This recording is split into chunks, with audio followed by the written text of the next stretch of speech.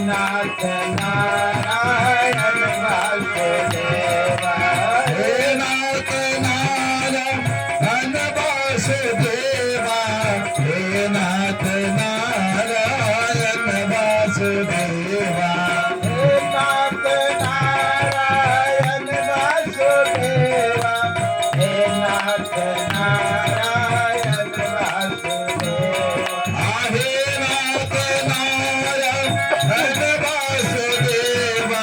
हे नाथ नारायण वासुदेवा, हे नाथ नारायण वासुदेवा, श्री कृष्ण गोविंद हरे मुरारी, हे नाथ नारायण वासुदेवा, श्री कृष्ण गोविंद हरे मुरारी, हे नाथ नारायण वासुदेवा, कृष्ण गोविंद हरे मुरारी, हे नाथ नारायण वासुदेवा, श्री कृष्ण गोविंद हरे मुरारी, हे नाथ नारायण वासुदेवा, हे नाथ नारायण वासुदेवा, हे नाथ नारायण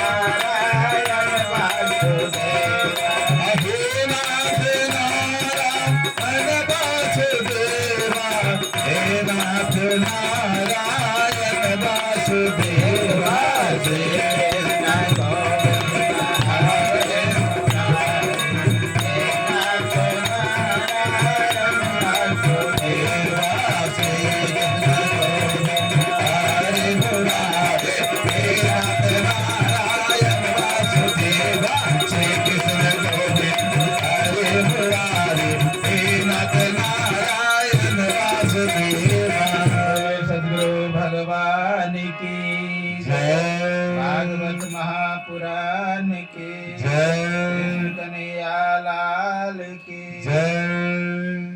राजा परीक्षित के दुख निवृत्ति के लिए, दुख से उपराम करने के लिए किस तरह ध्यान करना चाहिए उस विधि को बता रहे। पहले कहते ध्यान है क्या, स्थूल भगवतो रूपम, जो स्थूल भगवान के रूप का कह रहे ध्यान करने। ध्यान है किस चीज का नाम? ध्यान शब्द है पहले धी, और उसके बाद आन शब्द है, धी आन।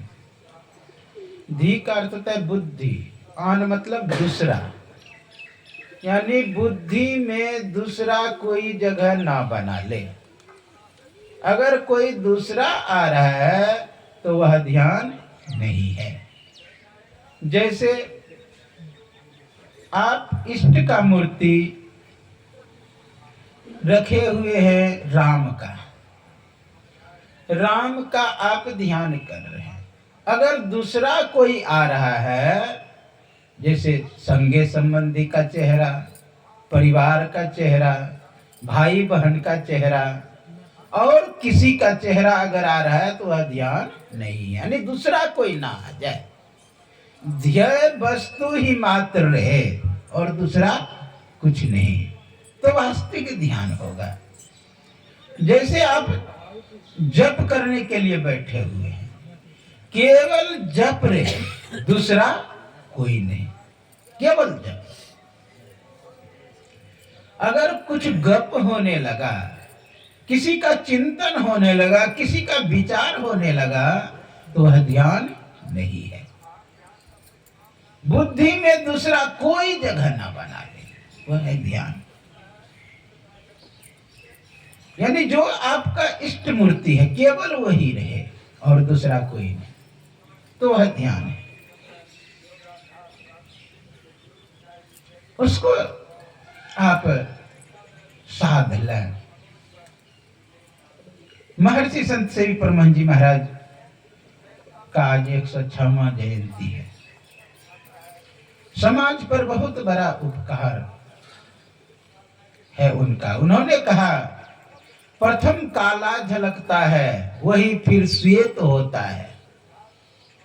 अगर आप गौर से देखेंगे, अंदर में दृष्टि योग करेंगे, पहले काला दिखाई देगा, वही फिर श्वेत होता है। तो साधन की क्रिया विधि से हम लोग करेंगे तो यह भेद आएगा। बहुत महर्षि संत श्री ब्रह्मा जी महाराज सुंदर का, सर्वेश को भजले सुजन अखिलेश को तो पाएगा। मन से मंत्रावृत्ति करी करी इष्ट विग्रह ध्यान भी। कहा सबसे पहले आप क्या करें ध्यान में जाने के लिए? मंत्र जाप करें, क्योंकि अनेक नामों में मन भटका हुआ है। एक नाम का गुरु देते हैं जप करने के लिए, बार बार पुनरावृत्ति उस मंत्र का, बार बार उसको जप करना। कहेंगे कि जप में नहीं गप में लगता है, तो वहां से बार बार लौटावे। मन से मंत्रावृत्ति करी, मन को क्या करे? मंत्रावृत्ति कर दे। वृत्ति रूप में, रस में, गंध में, स्पर्श में, शब्द में आदि आदि जगह भटकता है। उधर से वृत्ति को हटा मन से मंत्रावृत्ति यानी मंत्र के तरफ कर। अगर यह हो जाए, केवल मंत्र रहे और आप रहे, और बाद में आप भी नहीं रहे, केवल मंत्र रहे, तो वो हुआ मंत्रावृत्ति। पहले हम रहे और मंत्र रहे, बाद में मंत्र ही रहे, हम भी नहीं रहे, तब वास्तविक मंत्र जप होगा। अगर ऐसा हो गया तो उसके बाद क्या करा? कर मन से मंत्रावृत्ति करी, इष्ट विग्रह ध्यान भी कहते इसका भी करे, यानी मंत्र जप करे ही, लेकिन इष्ट का विग्रह का रूप का ध्यान भी करे। विग्रह यानी छवि का ध्यान करे, फोटो का ध्यान करे, जो आपका इष्ट है। इष्ट मतलब श्रेष्ठ होता है, जो आपके अंदर में श्रेष्ठता का स्थान रखता है।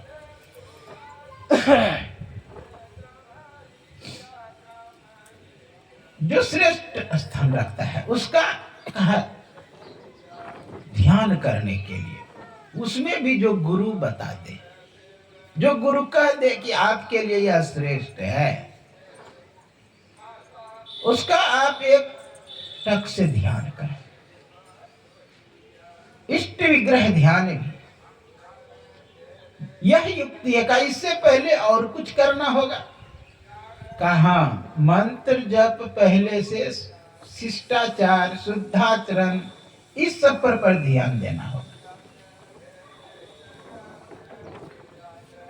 अहिंसा व्रत का पालन करना होगा, सत्य पर रहना होगा, जो कि मंत्र जप करने में सहयोगी होगा, मंत्र जप करने में सहायक होगा, मंत्र जप करने में आधार होगा।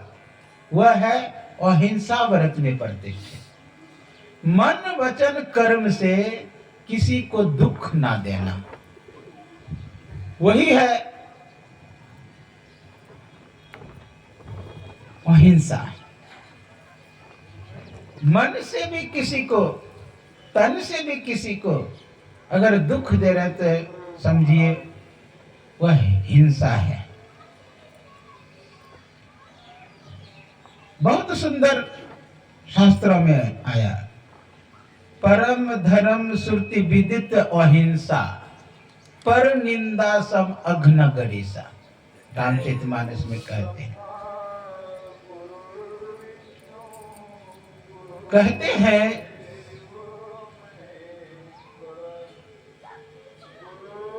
कि मन वचन कर्म से किसी को सुख, किसी को दुख ना देना, वह अहिंसा। अगर कोई दुख पा रहा है आपसे, आपसे पीड़ा पा रहा है, आपसे कष्ट पा रहा है, तो वह हिंसा में ही आएगा। आप कहेंगे कि महाराज कृष्ण का जो विग्रह रूप है, या कृष्ण को किसी ने मारने का प्रयास किया, गाली देने का प्रयास किया, तंग करने का प्रयास किया, जैसे आप लोग जानते हैं शिशुपाल, कहेंगे शिशुपाल को क्या दुख दे रहे थे? क्या दुख दे रहे थे उसे? जो शिशुपाल गाली दिए? नहीं, दुख उसे नहीं दे रहे थे, दुख था उसके अंदर, शिशुपाल के अंदर, अब वो कृष्ण में दिखाई दे रहा था, कृष्ण के अंदर वह दिखाई दे, क्योंकि कृष्ण साफ है, दर्पण की तरह है। दर्पण में जिस तरह अपना ही चेहरा दिखता है, उसी तरह शिशुपाल का चेहरा कृष्ण में दिखाई दे, सब बुराई कृष्ण में दिखाई दे, इसलिए कृष्ण को गाली दे रहे थे। गुरु महाराज, आप लोग जानते हैं, कृष्ण भगवान और गुरु महाराज को भी किसी ने मारने का प्रयास किया, तो क्या गुरु महाराज उसको दुख दे रहे थे? नहीं, उसकी बुराई गुरु महाराज में दिखाई देता है, क्योंकि वो साफ है, साफ चीज में कोई भी चीज दिखाई देता है, इसलिए उसे मारने की प्रयास किया। इसलिए हम लोगों को चाहिए कि अहिंसा व्रत में प्रतिष्ठित हो जाए, सत्य में प्रतिष्ठित हो जाए। सत्य यानी झूठ ना बोलना, चोरी नहीं करना, हिंसा नहीं, बेविचार नहीं, पंच पापों से बचना, सत्य पे रहना है। सत्य बराबर तप नहीं, झूठ बराबर पाप, जाके हृदय सांच है ताके हृदय आप। का सच के बराबर कोई तप नहीं है और झूठ के बराबर कोई पाप नहीं। इसका मतलब झूठ जो है, महर्षि संत सेवी परम जी महाराज कहा करते थे, झूठ सभी पापों का झोला है, यानी सभी पाप उसमें रखा चला जाता है। यानी एक झूठ को छिपाने के लिए आप सैकड़ों झूठ बोल देंगे। इसलिए कहा ऐसा सत्य अस्तय, यानी चोरी ना करना, अस्तय चोरी ना करना। इस तरह कहते हैं कि पंच पाप से बच, अस्तय चोरी। आगे जाके विशेष इसका व्याख्या होगा अष्टांग योग में, जो कपिल मुनि अपनी माँ देवहूति को सुनाएंगे। तो मैं यहाँ पर गिनाते चला जा रहा, सोच संतोष स्वाध्याय ईश्वर पर निधान। इस तरह आप फिर आसन में बैठ जाए, प्राणायाम प्रत्याहार धारणा ये सब करते हुए आप तब स्थूल भगवान के रूप का ध्यान करें। का स्थूल भगवान के रूप कैसा है वह? ध्यान की विधि में पहले भगवान के रूप का ध्यान कह रहे हैं, और वह संपूर्ण जगत दिख पड़ता है उसी में। भगवान विराट शरीर है, तलवा उसका पताल है, पैर उसका भूतल है, नाभि उसका इस तरह, आकाश छाती है, स्वर्ग गला है, महलोक मुख है, जनलोक ललाट को कहते हैं, तपोलोक मस्तक को कहते हैं, सत्यलोक इंद्रादि भुजाएं हैं, दिशा कान है, इसी तरह अश्विन कुमार नासिका है। इस तरह विराट स्वरूप का वर्णन किए हैं। कहा इसका ध्यान करने के लिए विराट स्वरूप का।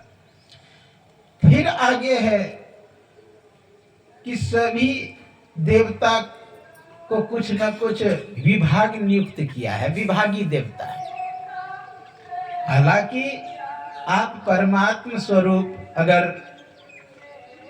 गुरु को उपलब्ध करते हैं तो सभी फल आपको मिल जाएगा, लेकिन फिर भी विभाग है। आप लोग जानते हैं, डॉक्टर सरकार का है, अलग विभाग है, पुलिस अलग विभाग है, वकील अलग विभाग है, सबका अलग अलग कार्य है।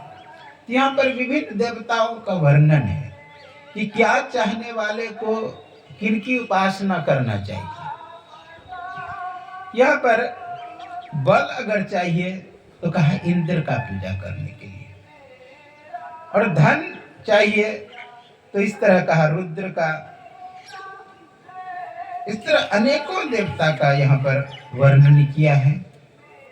आगे चतुर्श्लोकी भागवत है, क्योंकि नियम है भागवत में कि चौथे दिन भगवान का जन्मोत्सव मनाया जाता है।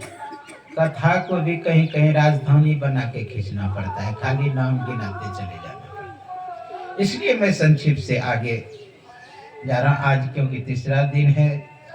आगे चतुर्श्लोकी भागवत भगवान ब्रह्मा जी को सुनाए हैं कि ये पूरे सृष्टि में कहते हैं भगवान ही है। जो भी जड़ चेतन है सब परमात्मा है। सर्व खलमिदं ब्रह्म, संपूर्ण जगत ब्रह्म है।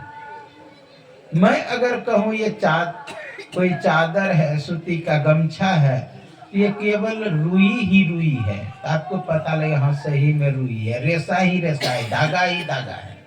उसी तरह ये पूरे सृष्टि में ओतप्रोत परमात्मा है।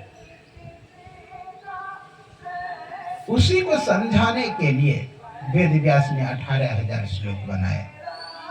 आगे तृतीय स्कंध में सृष्टि विषयक प्रश्न है। राजा परीक्षित सुखदेव आचार्य से प्रश्न करते, हे प्रभु यह सृष्टि कैसे हुआ, यह सृष्टि कैसे हुआ, इस तरह प्रश्न किया। तो उसका उत्तर सुखदेव आचार्य दे रहे, इति ते वर्णितः श्रोता कालाख्या परमात्मनः महिमा वेद भगवत यथा त्रिबोध। बहुत सुंदर कहा। ब्रह्मा जी किस प्रकार इस सृष्टि को किए। ब्रह्मा जी ब्रह्म से उत्पन्न हुआ। सबसे पहले ब्रह्मा जी ने अज्ञान की 5 वृत्तियां बनाई।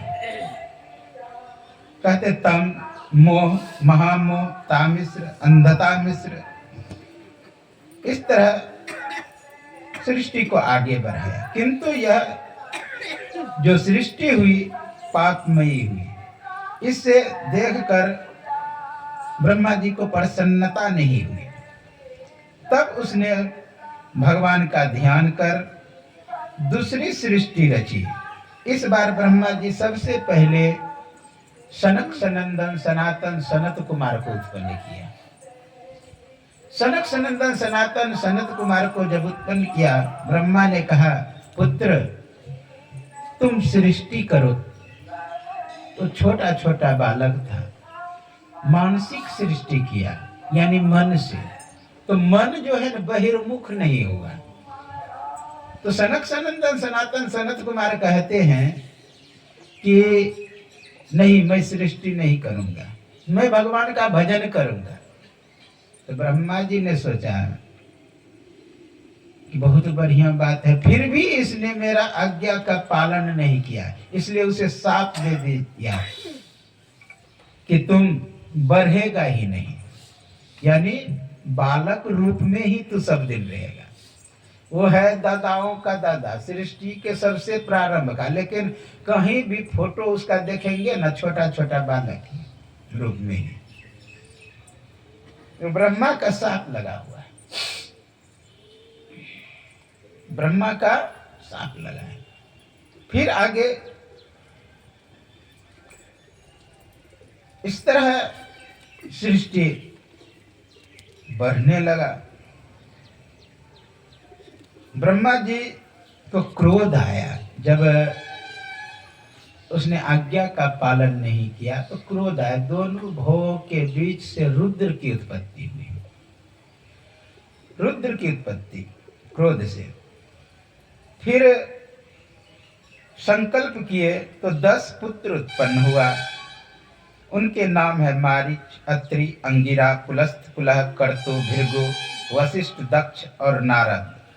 इसमें नारद गोद से रुद्र, दक्ष अंगूठे से, वशिष्ठ प्राण, भृगु त्वचा से, इस तरह कान से अंगिरा, मुख से अत्रि, नेत्रों से मारीची, मन से, फिर इस तरह सभी की उत्पत्ति हुई। अनेकों वर्णन है, पीठ से अधर्म, मृत्यु से उत्पन्न, इस तरह। इसी तरह ब्रह्मा जी कि हृदय से काम, भौहों से क्रोध, होठ से लोभ, मुख से वाणी देवी सरस्वती सरस्वती को देखकर मोहित हुए। उसे क्या किए? उस शरीर को त्याग दिए ब्रह्मा जी। आगे पुनः दूसरी सृष्टि प्रारंभ किए। ब्रह्मा जी उत्पन्न हुए तो उस छाया से कर्दम की उत्पत्ति हुई। आगे बहुत सुंदर प्रसंग है। ब्रह्मा जी का यह सृष्टि बढ़ नहीं रहा था, चिंता में पड़ गए तो बाएं भाग से मनु की उत्पत्ति हुई, दाएं भाग से शत्रुपा की। अब यहाँ से मानसिक सृष्टि नहीं है, यह अब मैथुन सृष्टि। मनु के और शत्रुपा से 5 संतानें हुई, जिसका नाम है उत्तानपाद, प्रियव्रत। 3 पुत्री हुई, देवहूति, आकुति, परसुति। इस तरह सृष्टि प्रारंभ हुआ। आगे सृष्टि का विस्तार होगा। इससे पहले आगे बहुत सुंदर एक उपाख्यान है।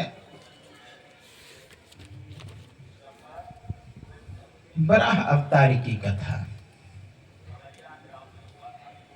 वराह अवतार क्यों भगवान वराह रूप में प्रकट हुए? एक समय की बात है, हिरण्याक्ष और हिरण्याकश्यप दोनों घोर तप कर रहे थे। तप से प्रसन्न होकर के भगवान ने वरदान दिया हिरण्याक्ष और हिरण्याकश्यप को। जब दोनों को वरदान दिया, दोनों अहंकार में आ गए। हिरण्याक्ष तो इतना बलिष्ठ था, इतना ताकतवर था, वो हर समय लोगों को खोजते थे कोई लड़ने वाला हमसे मिले, कोई मेरे से युद्ध करने वाला मिले। आप लोग जानते हैं तन मद यानी शरीर का नशा। तन मद में आकर के सभी के भ्रमण कर संयोग से एक बार उधर से नारद बाबा गुजर रहे थे बीना बजाते हुए। सिरवन नारायण नारायण नारायण, सिरवन नारायण नारायण नारायण, सिरवन नारायण नारायण नारायण, सिरवन नारायण नारायण नारायण, सद्गुरु नारायण नारायण नारायण, सद्गुरु नारायण नारायण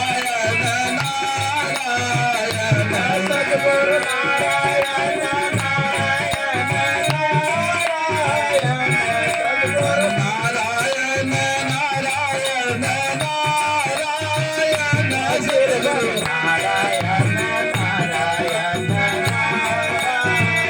सिरवन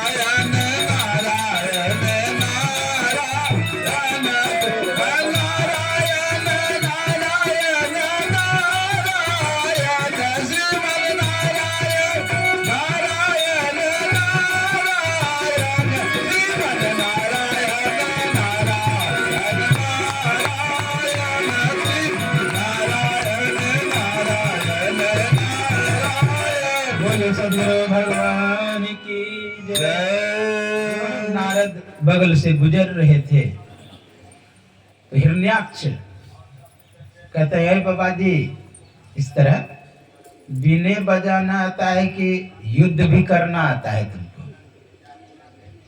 तो हम कहा, नारद बाबा बोले हम तो महात्मा आदमी हैं, मैं भक्ति का प्रचार प्रसार करता हूँ, भगवान का गुणगान करता हूँ।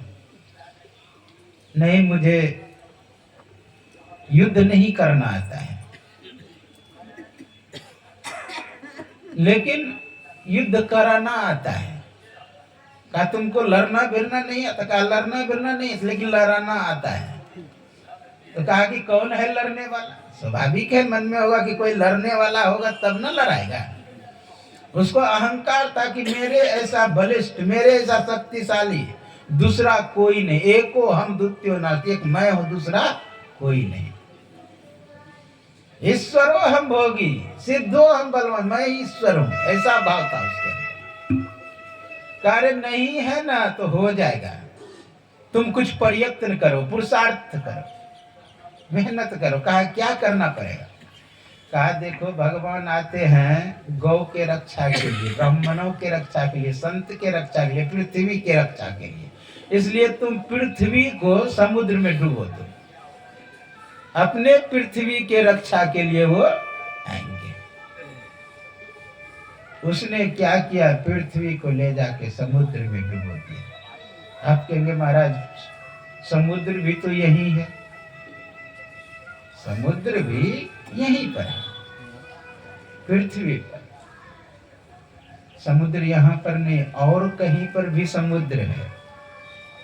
ब्रह्मांड में बहुत से ऐसे ग्रह खोजा है वैज्ञानिकों ने, जहां ग्रह ही समुद्र का है। और इतना पानी है, इतना पानी, यहाँ के जल से करोड़ों अरबों खरबों गुना बड़ा अधिक है। जानते पृथ्वी वहां एक बालू के कण के बराबर हो जाएगा, क्योंकि पृथ्वी मात्र 13,000 किलोमीटर व्यास में, और सूर्य विचार करिए 13,96,000 किलोमीटर। एक तारे है स्टीफनसन, वह 3 अरब किलोमीटर व्यास में। विचार करिए कितना है। वहां पृथ्वी एक कण के बराबर हो जाता है। अगर ऐसे ऐसे ग्रह है कोई 2 अरब किलोमीटर व्यास। उसके बाद आता है नेबुला। नेबुला आकाश में जो बहुत से तारे का गोछा होता है, उसी को नेबुला कहते हैं। उसकी दूरी प्रकाश को जाने में 4 महीने 26 दिन पार करने में लगता है। विचार करिए, प्रकाश का गति 1,86,000 किलोमीटर 1 सेकंड में, अर्थात 2 लाख लगभग किमी 1 सेकंड में तय करता है। तो विचार करिए 4 महीने में प्रकाश कितनी दूरी तय करेगी। इतने फैलाव में है नेबुला, नेक्स्ट नेबुला। एक नेबुला है जिसको 5 लाख वर्ष पार करने में लगता है, और उसमें स्टीफनसन ऐसा तारा लगभग 15 करोड़ समा जाएगा। स्टीफनसन का आप लोग सुन चुके कि 3 अरब किलोमीटर व्यास, अब वैसा वैसा 15 करोड़ तारे उन नेबुला में समाए। उसके बाद आकाश गंगा आता है, मंदाकिनी, आकाश गंगा आदि आदि। मतलब कितना विस्तार है इसमें। अब किसी ग्रह पर अगर पानी होगा 3 अरब किलोमीटर, वहां तो पृथ्वी को ऐसे रख देगा कहीं पर तो पता नहीं लगेगा। जाके चुरा के रख दिया। तो त्राही माम पृथ्वी करने में। तो भगवान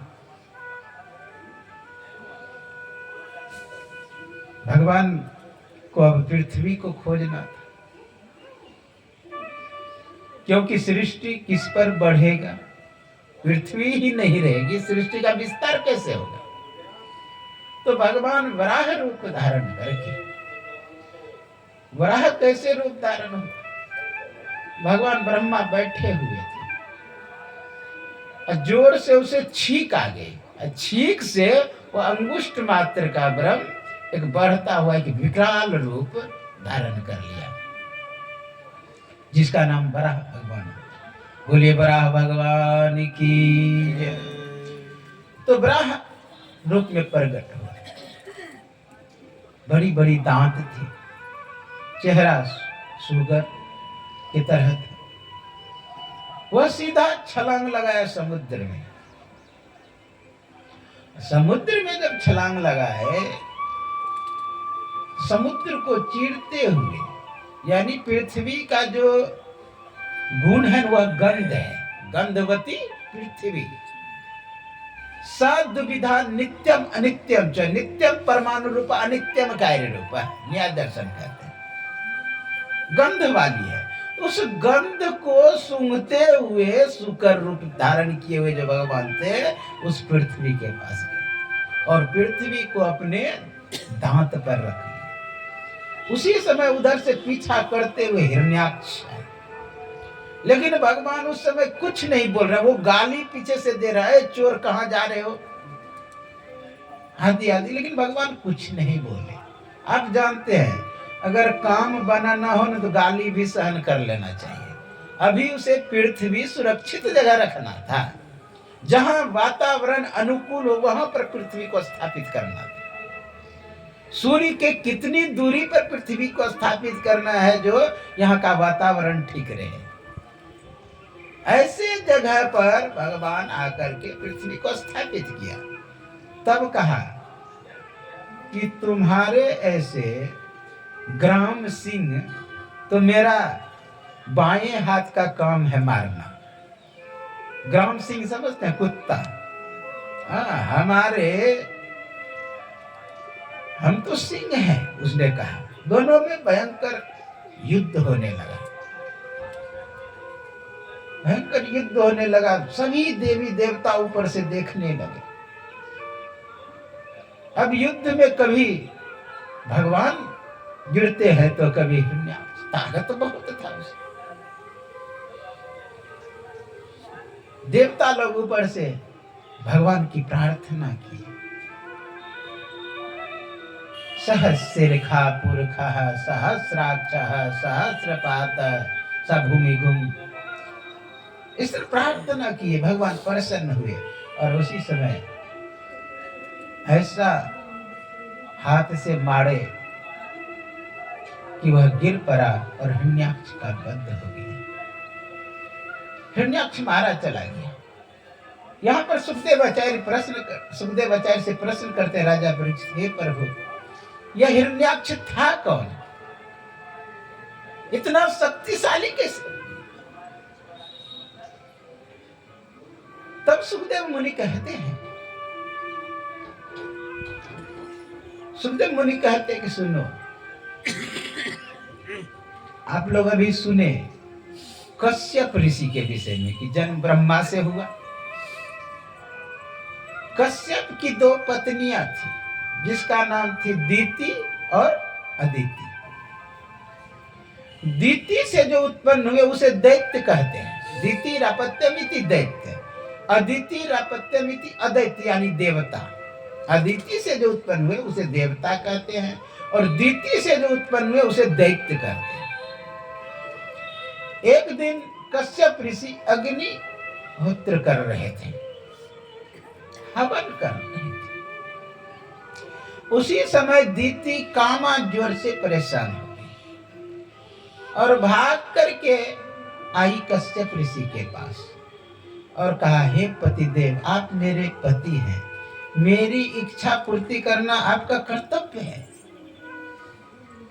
कहा, अभी अग्निहोत्र का समय, अभी संध्या का समय है, अभी ठीक नहीं है। लेकिन दीति ने एक भी बात ना मानी। भगवान की इच्छा समझ करके गर्भाधान संस्कार हुआ। उसी समय कश्यप ऋषि कहते, पुत्र तो होगा लेकिन तीनों लोकों में हाहाकार मचा देगा। वही हुआ हिरण्याक्ष और हिरण्यकश्यप, तीनों लोकों में हाहाकार मचा देगा। ये क्या है? मुहूर्त का, समय का दोष है। सावधानी हटी, दुर्घटना घटी। इसलिए यह सब समय का ध्यान रखना चाहिए। कम से कम इतना तो हम लोग जानते ही हैं कि संध्या बंधन के समय भगवान का स्मरण करना चाहिए, भगवान का चिंतन करना चाहिए, भगवान का कीर्तन करना चाहिए।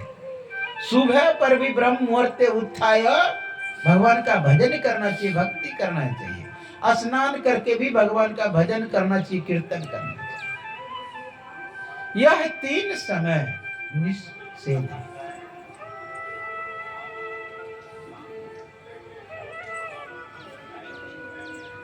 गर्भाधान संस्कार के समय जैसी वृत्ति, जैसा विचार, जैसा भाव रखेंगे, हूबहू बच्चे बन जाएंगे। हिरण्याक्ष महाराज चला गया, अच्छे मुहूर्त में अच्छे पुत्रों का जन्म हुआ। आप लोग सुने होंगे, एक डाल पर एक बंदर और बंदरनी बैठी हुई थी। एक साधु बाबा बगल से गुजर रहे, वो बोलते जा रहे थे कि अभी इतना अच्छा मुहूर्त है, अगर कोई जानवर गंगा नदी में स्नान कर ले तो वह मनुष्य बन जाएगा। बोलते हुए जा रहे थे, बंदर नहीं कहती है बंदर से, हे पतिदेव, देखिए साधु बाबा क्या बोलते जा रहे हैं कि अभी कोई जानवर अगर नदी में स्नान कर ले तो वह मनुष्य बन जाता है, तो इसलिए हम लोग दोनों स्नान कर लें। किसने कहा? वो बाबा जी का। अब बाबा जी को इतना ज्ञान रहता तो भीख मांगे बोलता। तुमको विश्वास है, तुम जाओ नहा लो, मुझे कोई मतलब नहीं। अब वो तो छलांग लगाई तो राजकुमारी बन के अब किनारे पर बैठ गई। अब बंदर के मन में होता है कि कूदू की नहीं कूदू, कूदू की नहीं, विचार ही कर रहे कि वो तो बन गई रानी, मैं भी राजा बन जाऊंगा अगर कूद जाऊंगा, तो नहीं तो मैं तो बंदर ही रह जाऊंगा। अंतिम विचार करते करते लेट कर दिया, तब निर्णय किया नहीं, छलांग लगा लेना चाहिए। छलांग ज्यों ही लगाई, बंदर का बंदर है, तब तक वो मुहूर्त ही चला गया। ऐसे ही मुहूर्त में व्यास का जन्म हुआ है, अच्छे मुहूर्त में। ज्योतिष रिसर्च कर रहे थे, एक रजनीश ओशो एक महात्मा हुए जो विदेश में, अमेरिका में एक रजनीश नगर बसा दिया। वहां राष्ट्रपति को उस समय 3 कार था कीमती, अब उसको जानते 87 कार था। मध्य प्रदेश के ये विभूति हुए रजनीश ओशो जिसको कहते हैं, और वहां के प्रधानमंत्री घोषणा कर दिया कि इसको कोई रहने का जगह नहीं देगा। पूरे देश में कह दिया कि युद्ध करना होगा, जहां देगा वहां का धर्म बदल देगा। ये जेल में रखा, जेल का सब जेलियर उसका चेला बन गया 1 घंटा के अंदर। जिस देश में जाता था वहां का स्थिति ये बदल देता। अमेरिका में राष्ट्रपति पूछा था आप करना क्या चाहते? कहा मैं चाहूं तो यहाँ का राष्ट्रपति बन सकता। अब तो डर होगा ही, किसी को गद्दी का डर रहता है। भारत में उतरा। मेरा कहने का भाई ज्योतिषी रिसर्च कर रहा था कि इसका इतना बुद्धि परखर कैसे है, तो पता लगा कि जैसे मुहूर्त में व्यास का जन्म हुआ है वैसे मुहूर्त में उसका भी जन्म हुआ है। इसलिए मुहूर्त का भी ध्यान रखना चाहिए। गर्भाधान संस्कार के समय जैसी वृत्ति, जैसा विचार, जैसा भाव रहेगा, रूप बच्चे का। इसलिए हम लोग को चाहिए इन सब बातों पर भी ध्यान देना चाहिए। आगे बहुत सुंदर व्याख्यान है, जय विजय। आप लोग जानते हैं सनक सनंदन सनातन सनत कुमार, ये 4 ऋषि ब्रह्मा के मानस पुत्र हुए। अभी आप लोग सृष्टि ऋषि एक प्रश्न में सुने, चारों ऋषि इतना तेजवान, इतनी तपस्वी, सृष्टि के प्रारंभ का है और अभी तक वह सब है ही। क्योंकि उसने कहा सब दिन बच्चा ही रहेगा और उसका अब शरीर बुरा ही नहीं होता है, जवान ही नहीं होता है, तो मरेंगे भी नहीं, तो मरी। यहां तक कि हमारे संत मत के एक आचार्य है पूज्य भगीरथ जी महाराज, वो सुना रहे थे एक बार कि मैं गुरु महाराज के कमरे में बैठे थे, उसी समय देखते हैं कि छत है ही नहीं, और उसी समय 4 ऋषि बालक ऊपर में आते हैं। गुरु महाराज को वे लोग देख रहे हैं, वो गुरु महाराज को देख रहे हैं, कोई बातचीत नहीं। इतने में देखते हैं कि आकाश मार्ग से वो चले गए और फिर छत हो गई। कहने का भाव क्या है? कहने का भाव कि ऋषि जो सृष्टि के आदि के है, जो संत है, उससे बातचीत करने के लिए आते हैं। वे अपना बातचीत किए किस भाषा में वो जाने, क्योंकि मौन का भाषा जो होता है बहुत दूर तक जाता है। महावीर बहुत कम बोले, लेकिन उसके आसपास आकर के जानवर भी बैठते थे और बैठ करके चले जाते। एक संत का प्रसंग आता था, एक विदेश से संत आ रहे थे भारत, और इधर से भी एक संत गए, दोनों का नाव पर मुलाकात, दोनों आमने सामने 1 घंटा खड़ा रहे, कोई बातचीत नहीं, फिर दोनों लौट करके चल दिए। तो मौन की भाषा बहुत अधिक दूर तक जाती है। तो सनक सनंदन सनातन सनत कुमार, ये जो 4 ऋषि हैं, एक दिन इच्छा हुई कि भगवान से मिलने के लिए वैकुंठ जाना चाहिए। उसका कोई रोक टोक कहीं नहीं। सभी लोग लोकांतर, युग युगांतर, देश देशांतर भ्रमण करते रहते हैं। ऋषि मुनि आकाश मार्ग से भी भ्रमण करते हैं।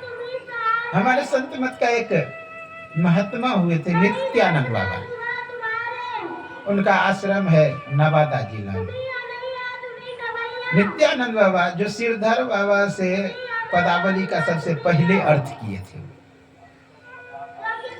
तो नित्यानंद बाबा हिमालय की यात्रा कर रहे थे, पैदल यात्रा कर रहे थे। उसके मन में हुआ, लोग कहते हैं हिमालय में ऋषि मुनि रहते हैं, हम लोगों को कहाँ दर्शन देता है। इतना उसके मन में विचार आया, पहाड़े पहाड़ अकेले जा रहे थे। उस समय तो और मान लीजिए 80 सबसे पहले की बात है, उस समय तो और सुविधा नहीं उतनी थी। एक कहावत है, जो जाए बदरी वो ना आवे उदरी, है, रास्ता नहीं था ठीक ढंग से। उस मार्ग में वो चल रहे थे, उसी समय देखते हैं कि आकाश मार्ग से एक महात्मा केवल लंगोटी पहने हुए, हाथ में चिप्पी लिए, जटा जुट लटक रहा, आकाश मार्ग से इस पहाड़ से उस पहाड़ जा रहे। स्वयं नित्यानंद बा सुना रहे थे हमको। कहने का भाव अभी भी ऋषि मुनि का, उन्हीं के प्रभाव से ये संसार चलता है। पता नहीं लगता, उसकी आभा से संसार का कल्याण होता है। इसीलिए हम लोगों को कहा गया है कि उत्तर मुख घूम के या पूरब मुख घूम करके ध्यान करना चाहिए, पूजा करना चाहिए। शास्त्रों में आया, पश्चात प्रांग मुखोदंग मुखो पीवा, अर्थात उत्तर या पूरब। तो उनकी आभा हम लोगों के पास आते रहता है, और उस आभा से हम लोगों के अंदर सतोगुण बढ़ता है। तो सनक सनंदन सनातन सनत कुमार जा रहे हैं भगवान से भेंट करने के लिए। आप लोग जानते हैं 7 द्वार है, सातों द्वार पर 7 द्वारपाल रहते। पहले में प्रवेश किया चारों ऋषि, कोई रुकावट नहीं। दूसरे में भी कोई रुकावट, तीसरे में भी कोई रुकावट नहीं, चौथे में भी, पांचवें, छठे पर ज्यों ही गया 2 पार्षद रहते थे जिसका नाम था जय विजय। वो सोचते थे मैं तो भगवान के समीप रहता। उसने भगवान को, ये सनातन सनत कुमार को रोक दिए। कहा अरे मूर्ख, तुम वैकुंठ में रहने योग्य नहीं है, श्राप देता हूं कि तुम नीचे जाओ। श्राप दे दिया, श्राप दे दिया। अब भगवान अंदर से सुन लिए, भगवान के ही प्रेरणा, क्योंकि उसे अहंकार हो गया था। इसका मतलब छठे द्वार तक अहंकार है, द्वैत है, ईर्ष्याद्वेष है।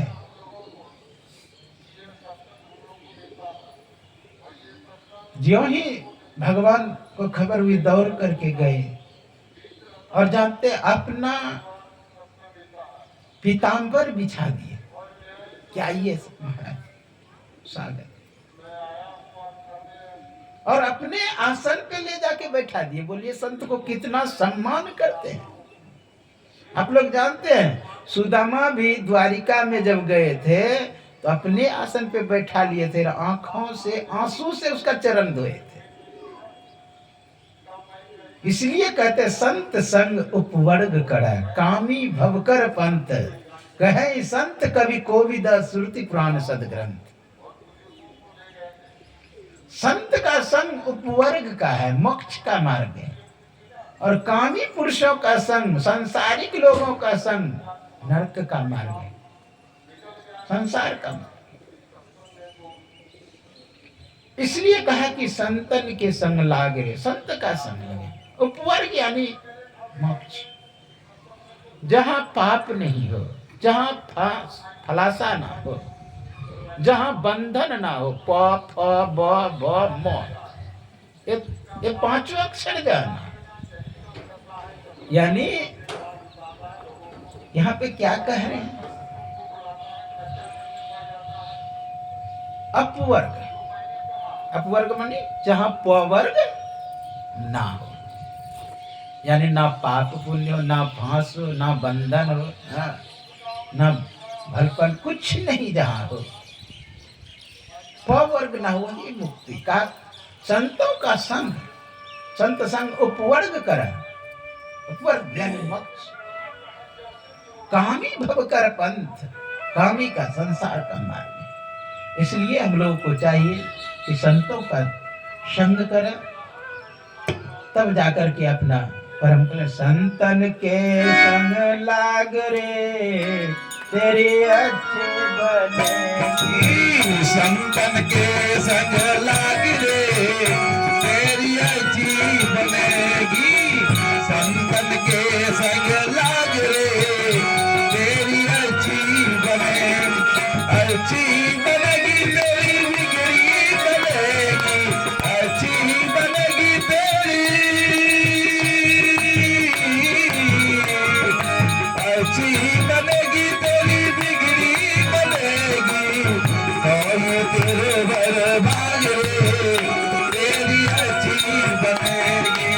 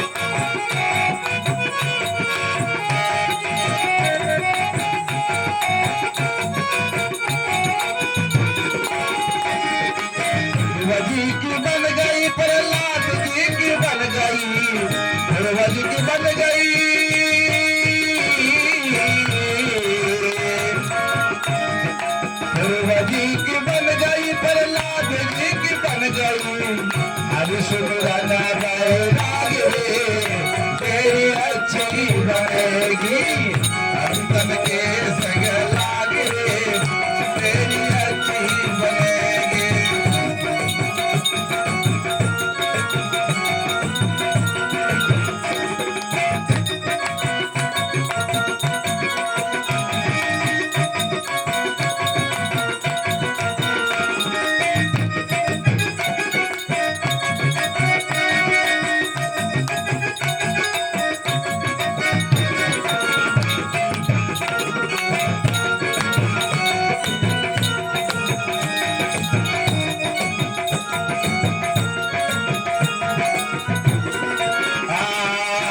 कागज तो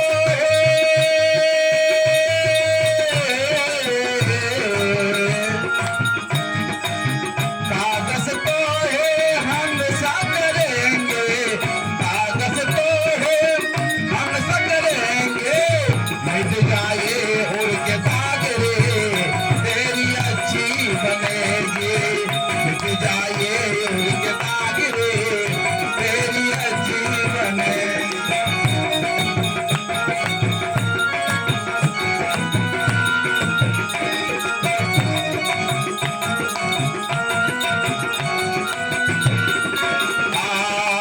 अच्छी बनेगी तेरी बिगड़ी बनेगी अच्छी बनेगी तेरी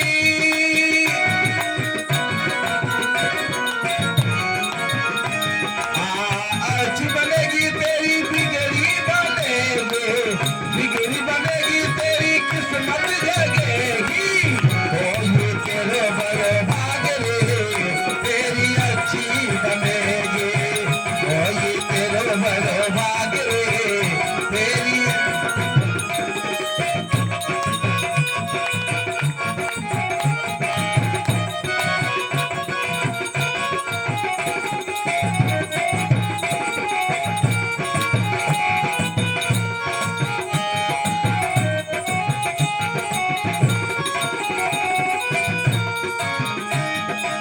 मोहनिसा में बहुत दिन सोए मोहनिसा में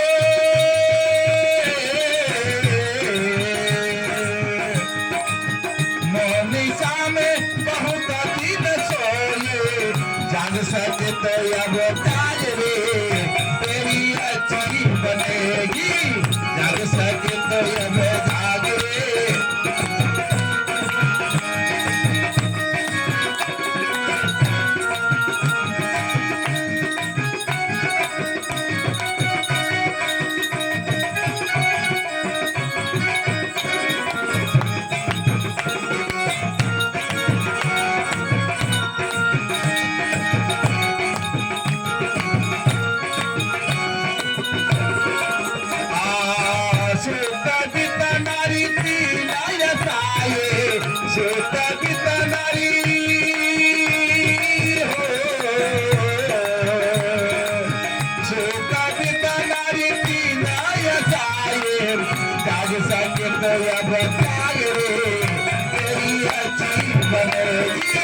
संतन के संग लाग रे तेरी अच्छी कहत कबीर राम सुमिरन में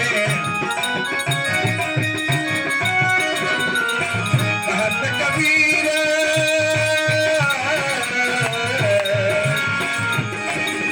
कहत कबीर राम सुमिरन में हरि सुमिरन बैराग रे तेरी अच्छी बनेगी संतन के संग लाग रे तेरी अच्छी बनेगी तेरी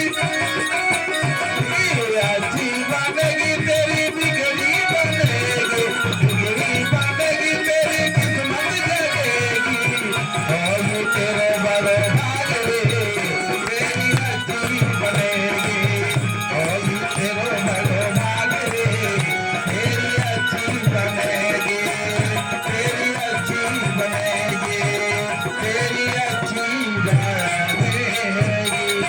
बोलिए सदगुरु भगवान की जय भागवत महापुराण की जय कृष्ण कन्हैया लाल की जय।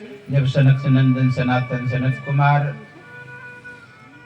अपने आसन पर बैठा दिए, भगवान स्वागत किए, सम्मान किए और बरप्पन किए।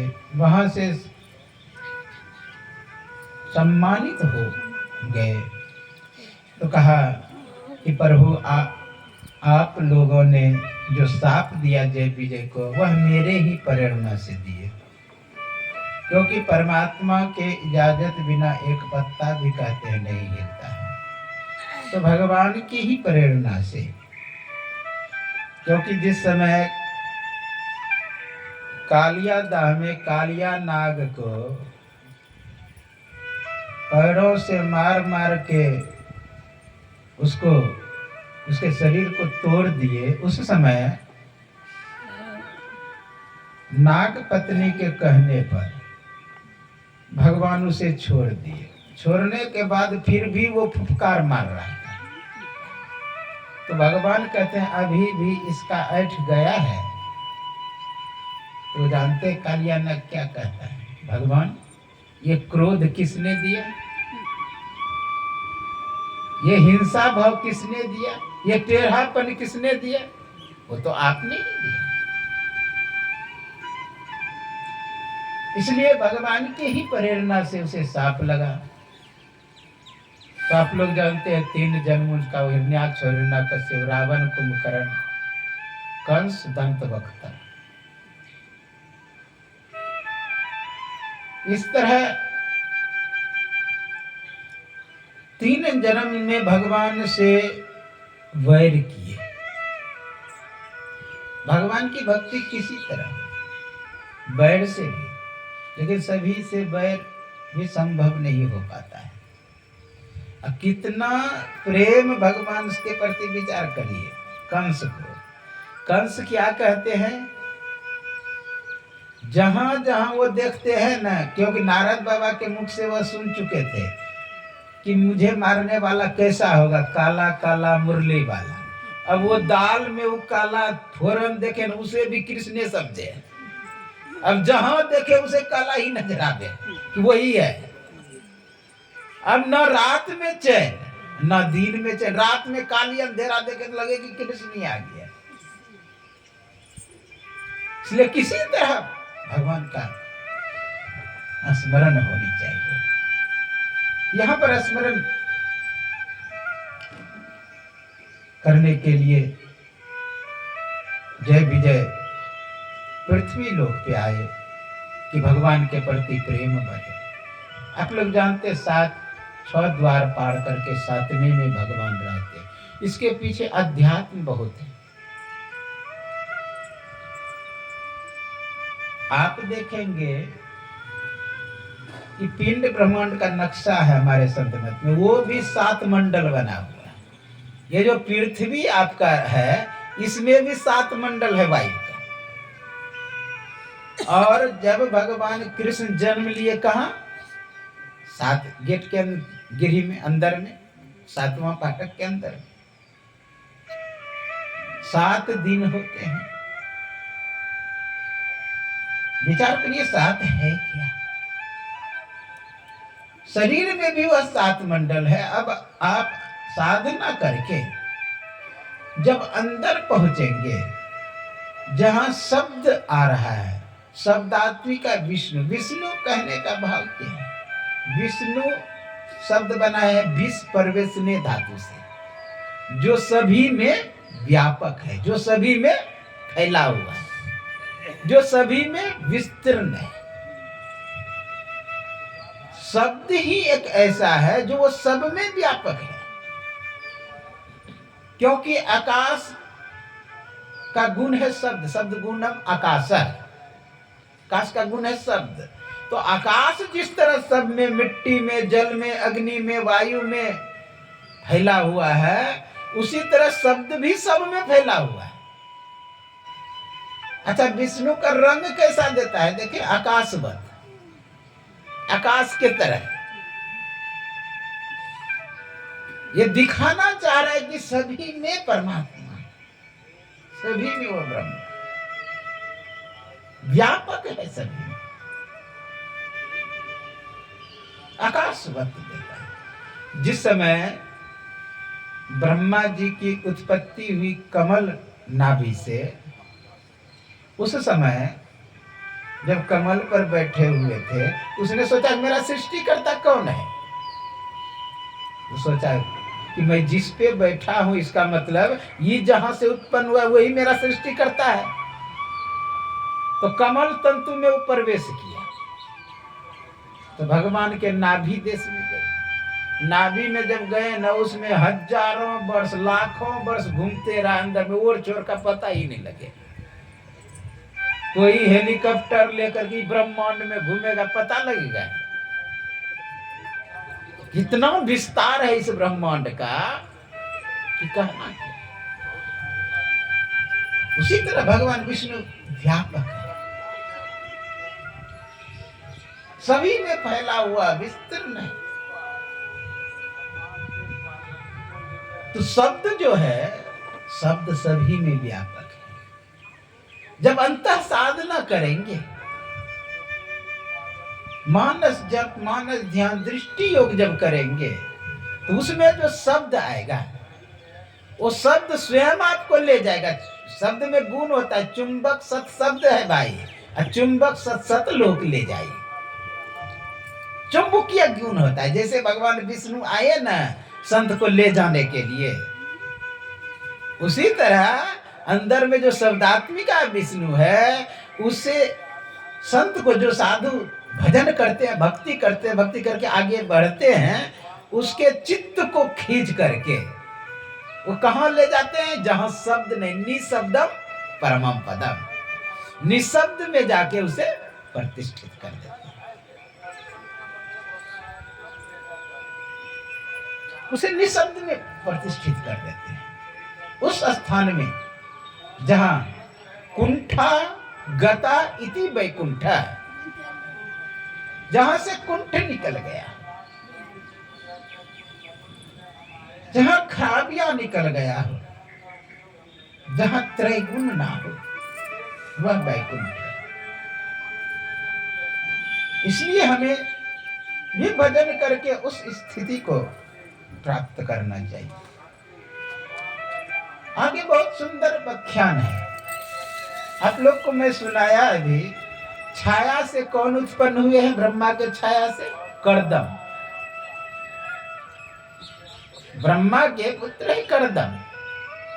कर्दम यानी जो इंद्रियों को दमन करके रखे, कर्दम, इंद्रियों को दमन करके। बहुत सुंदर व्याख्यान है कर्दम। प्रजा सजते भगवान कर्दमो ब्रह्मणोदितः, सरस्वत्या तपस्तप्ये सहस्रानासमो दशः। कहा कर्दम ऋषि सरस्वती नदी के किनारे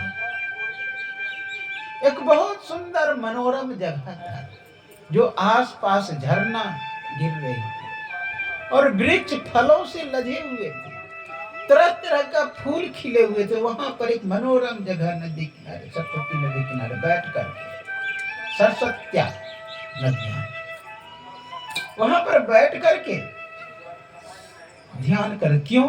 क्योंकि ब्रह्मा ने आदेश दिया था कि तुम तपस्या करके भगवान को प्राप्त करो, और भगवान जैसा आदेश करे सृष्टि करने की, तुम सृष्टि करो,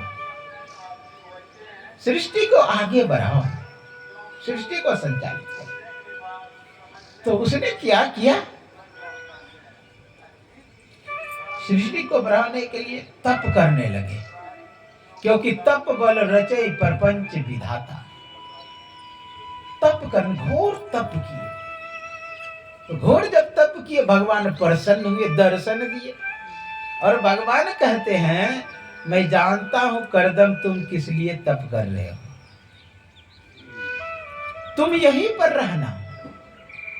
अमुक तिथि को अमुक समय में मनु और शत्रुपा अपनी पुत्री देवहूति को लेकर के आएंगे, और तुम उसे स्वीकार कर लेना। ऐसा ही किया, भगवान दर्शन दे के चले गए।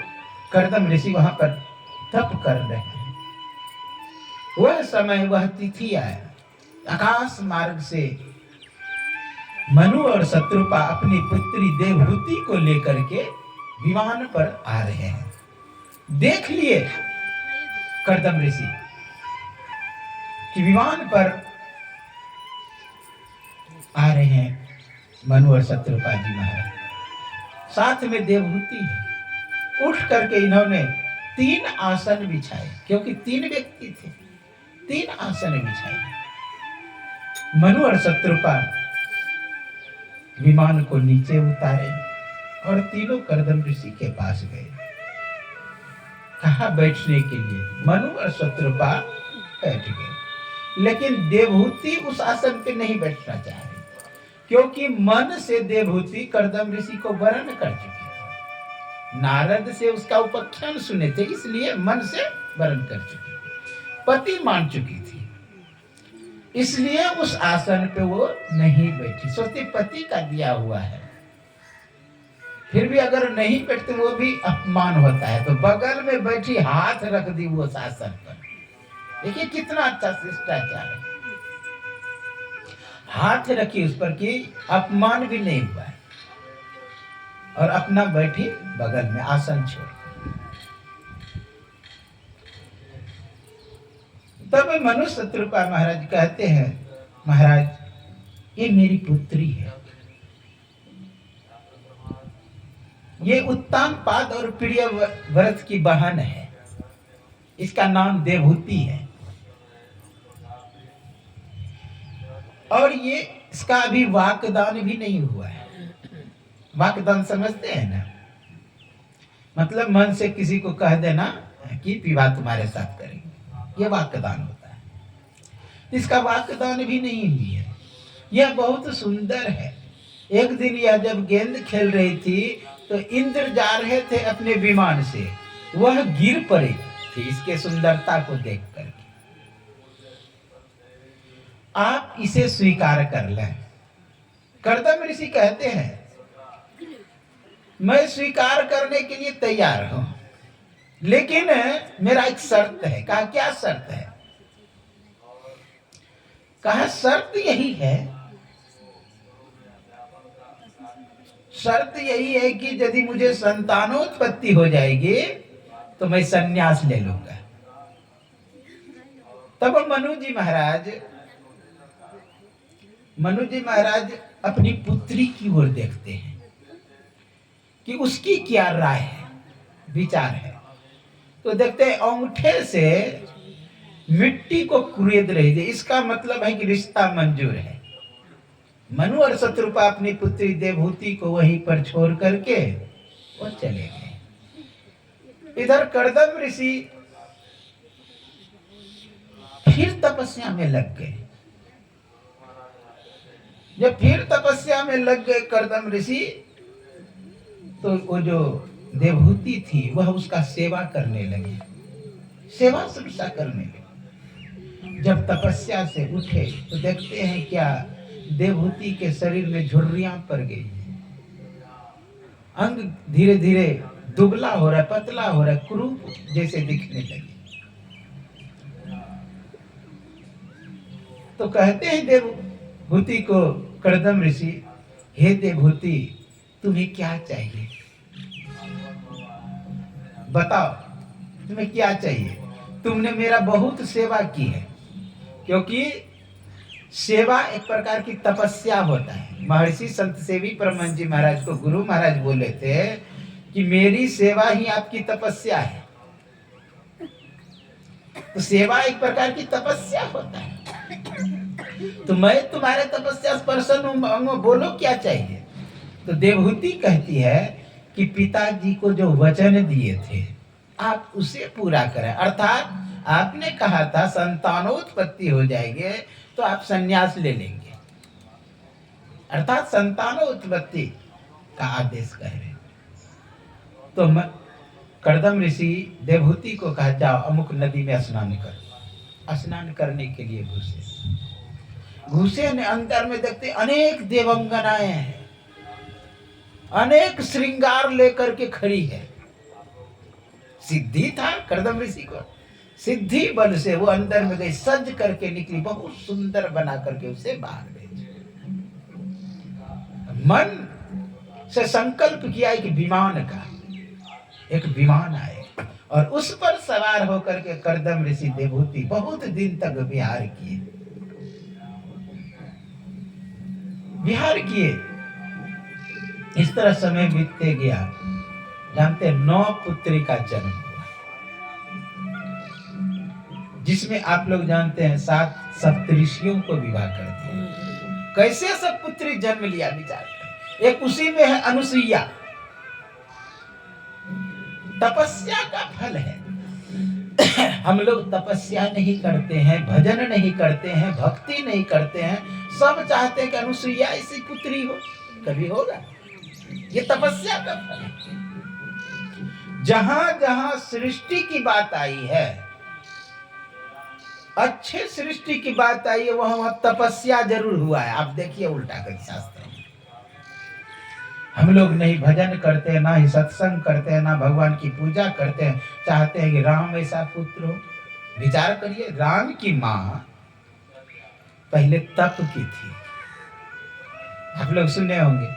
कश्यप अदिति महातप किन्ने, कश्यप अदिति महातप किन्ने, तिन कह मैं पूरब बर दिन्ने, तिन कहना पूरब बर दिन्ने।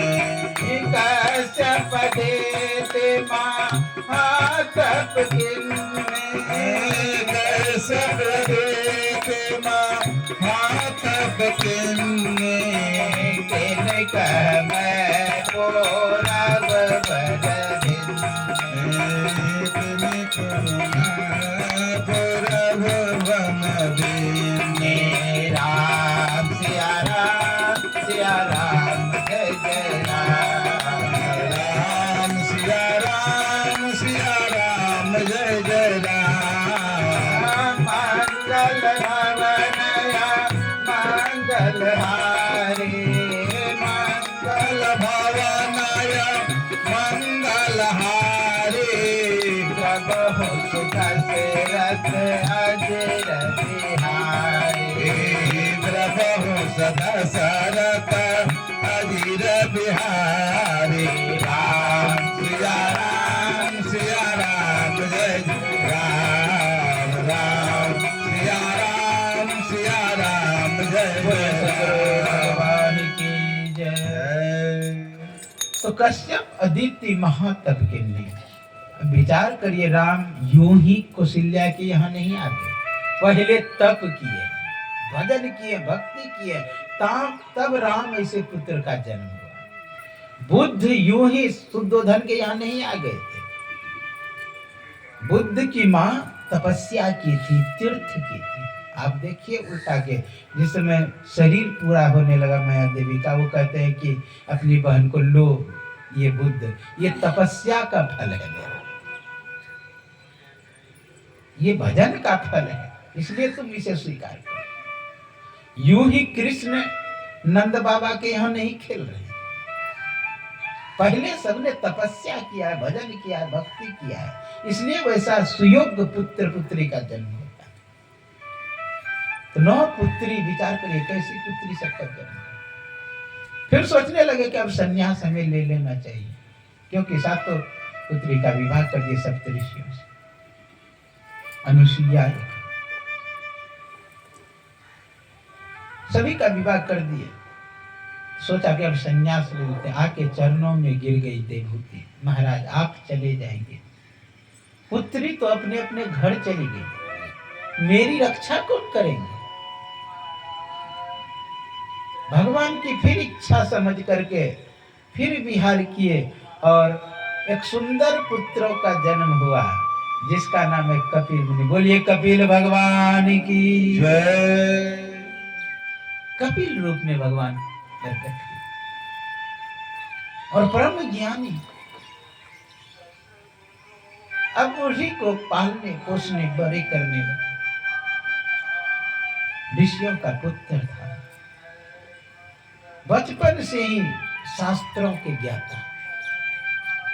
विचार करें, पूर्व जन्म का संस्कार रहने से बचपन से बहुत ज्ञानी हो जाता है। आपका संस्कार कभी समाप्त नहीं होता है, जन्म जन्मांतर तक संस्कार वह रहता है। आपने एक बार अगर विद्या अध्ययन वेद कर लिया तो यह नहीं कि आपका इसी जन्म में समाप्त हो जाएगा, वह मेमोरी बन के अगला जन्म के लिए चला जाता है। संस्कार कोश क्रोमोसोम में वह जमा हो जाता है। ऋषिकेश में मैं 2004 में वहां पर व्यवस्थापक था, 3 में। तो व्यवस्थापक होने के कारण बहुत निमंत्रण आता था। एक महात्मा मौनी बाबा थे, मौन तोड़ रहे थे। मौन तोड़ने के में एक सब कुछ आयोजन रखे थे, उसमें मुझे भी आमंत्रित किए थे। जब मैं गया देखा बड़ा बड़ा विद्वान, ऋषिकेश तो विद्वानों की नगरी है, बड़े बड़े विद्वान नीचे बैठे हुए, एक 5 वर्ष का बालक आसन पे बैठे हुए और विद्वान सब उठ करके प्रश्न कर रहे हैं। कोई भी वेद का ऋचा शुरू कर दे वो पूरा ऋचा समा, कोई भी बल्ली शुरू कर दे वो पूरा बल्ली समा, गीता का कोई श्लोक शुरू कर दे पूरा अध्याय समा, मात्र 5 वर्ष। आश्चर्य लगा। इटालियन होटल में था प्रोग्राम। बाद में उसकी माँ से मैं मिला, माता जी इतना ज्ञानी पुत्र कैसे हुआ? आप लोग पढ़े लिखे होंगे, वेद का ज्ञाता होंगे। कहा ना इसका पिताजी पढ़े हैं, वो ब्राह्मणी थी, ना इसका पिताजी पढ़े, नहीं हम पढ़े हैं। तो यहाँ तक कि परिवार में भी कोई पढ़े लिखे नहीं, पहाड़ों में रहता। जानते पहाड़ों में ब्राह्मण सब चले गए अपना प्रतिष्ठा, जिस समय मुसलमानी शासन हुआ ना, अपना प्रतिष्ठा बचाने के लिए लोग पहाड़ों में घुस गए। विशेष आपको उत्तर काशी, नंद प्रयाग, कर्ण प्रयाग सभी के ब्राह्मण मिलेंगे पहाड़ों में। तो चले गए थे, तो कहा कि पढ़ा लिखा कोई नहीं है। मैं बोला ऐसा, कहा कि जब बचपना था इसका एकांत में बैठ करके कुछ से कुछ बोल रहे थे। मैं सोचा कि लगता है कोई जादू टोना मेरे बच्चे को कर दिया है, मेरा बच्चा पागल हो गया है। एक तांत्रिक को बुला लाया कि मेरे बच्चे को देखिए क्या हुआ है। तो एक तांत्रिक को बुलाया, जब सुना ना वो तो देखता है ये तो वेद उच्चारण कर रहा है, ये तो गीता उच्चारण कर रहा है। आश्चर्य लगा, चरणों में झुक गया वो तांत्रिक। कारण क्या है? पूर्व में उन्होंने अध्ययन किया था। आप देखिए अष्टावक्र गर्भ में था और उनके पिताजी वेद पाठ कर रहे थे। गर्भ से ही कहता पिताजी आप गलती पढ़ रहे हैं। अब विचार करिए, पिताजी ही गलती पढ़ रहा है तो बेटा कैसे सही सीख लिया? इसका मतलब बाप ने नहीं सिखाया है उसको, पूर्व से संस्कार लेकर के आया है। मैं गया था दिल्ली, दिल्ली में यमुना के पार नंद नगरी है एक। नंद नगरी में मैं गया था संस्कृत का बोलचाल की भाषा सीखने के लिए। वहां पर सिखाया जाता है, 15 दिन में आपको बोलचाल की भाषा सीखनी। तो वही बगल में है वेद विद्यालय। अब वेद विद्यालय में मैं देखा कि छोटे छोटे बच्चे, किसी को ऋग्वेद कंठस्थ, किसी को सामवेद कंठस्थ। आश्चर्य लगा। वो विचार करिए, वो बच्चे जब शरीर पूरा होगा तो उसका संस्कार कैसा रहेगा? हम लोग संस्कृत कोई कोई उच्चारण तक नहीं बढ़िया से कर पाते हैं। अब किसी को वेद कंठस्थ हो जाए, वेद कितने आदमी देखे भी नहीं मूल उच्चारण कैसा होता है, देखेंगे एक के अक्षर, एक के लाइन पूरा सुनो, एक अक्षर दूसरे अक्षर में पूरा झुंड बना हुआ है, उसका उच्चारण करना बड़ी तपस्या। आप देखेंगे बच्चे सब भोरे 3 बजे जग के, हाँ, अपना पूजा पाठ और अन्य कार्य में लग जाते हैं और रटते रहते हैं, एक तपस्या करते हैं।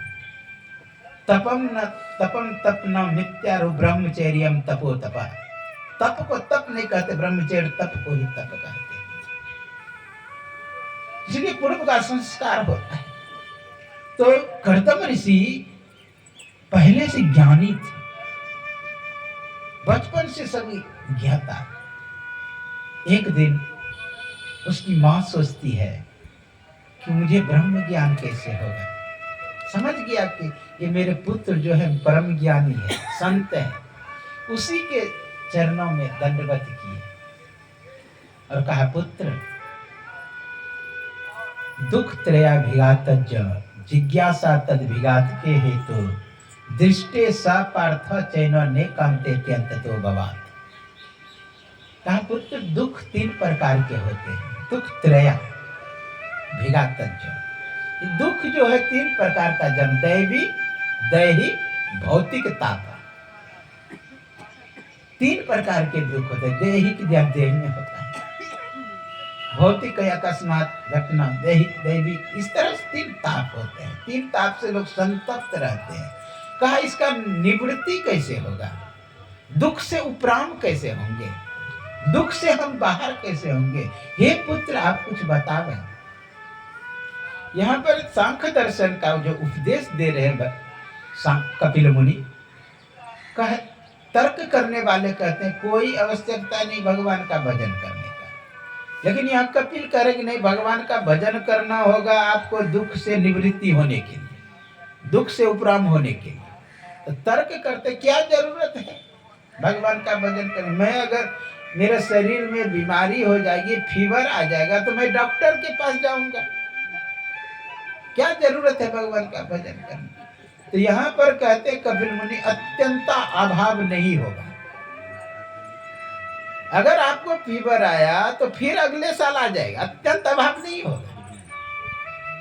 वो है ही जैसे पाकिस्तान से हम लोगों को देश में घुसपैठियां भेजा जाता है, आप घुसपैठी को मारते रहें, वो उधर से भेजते रहेगा।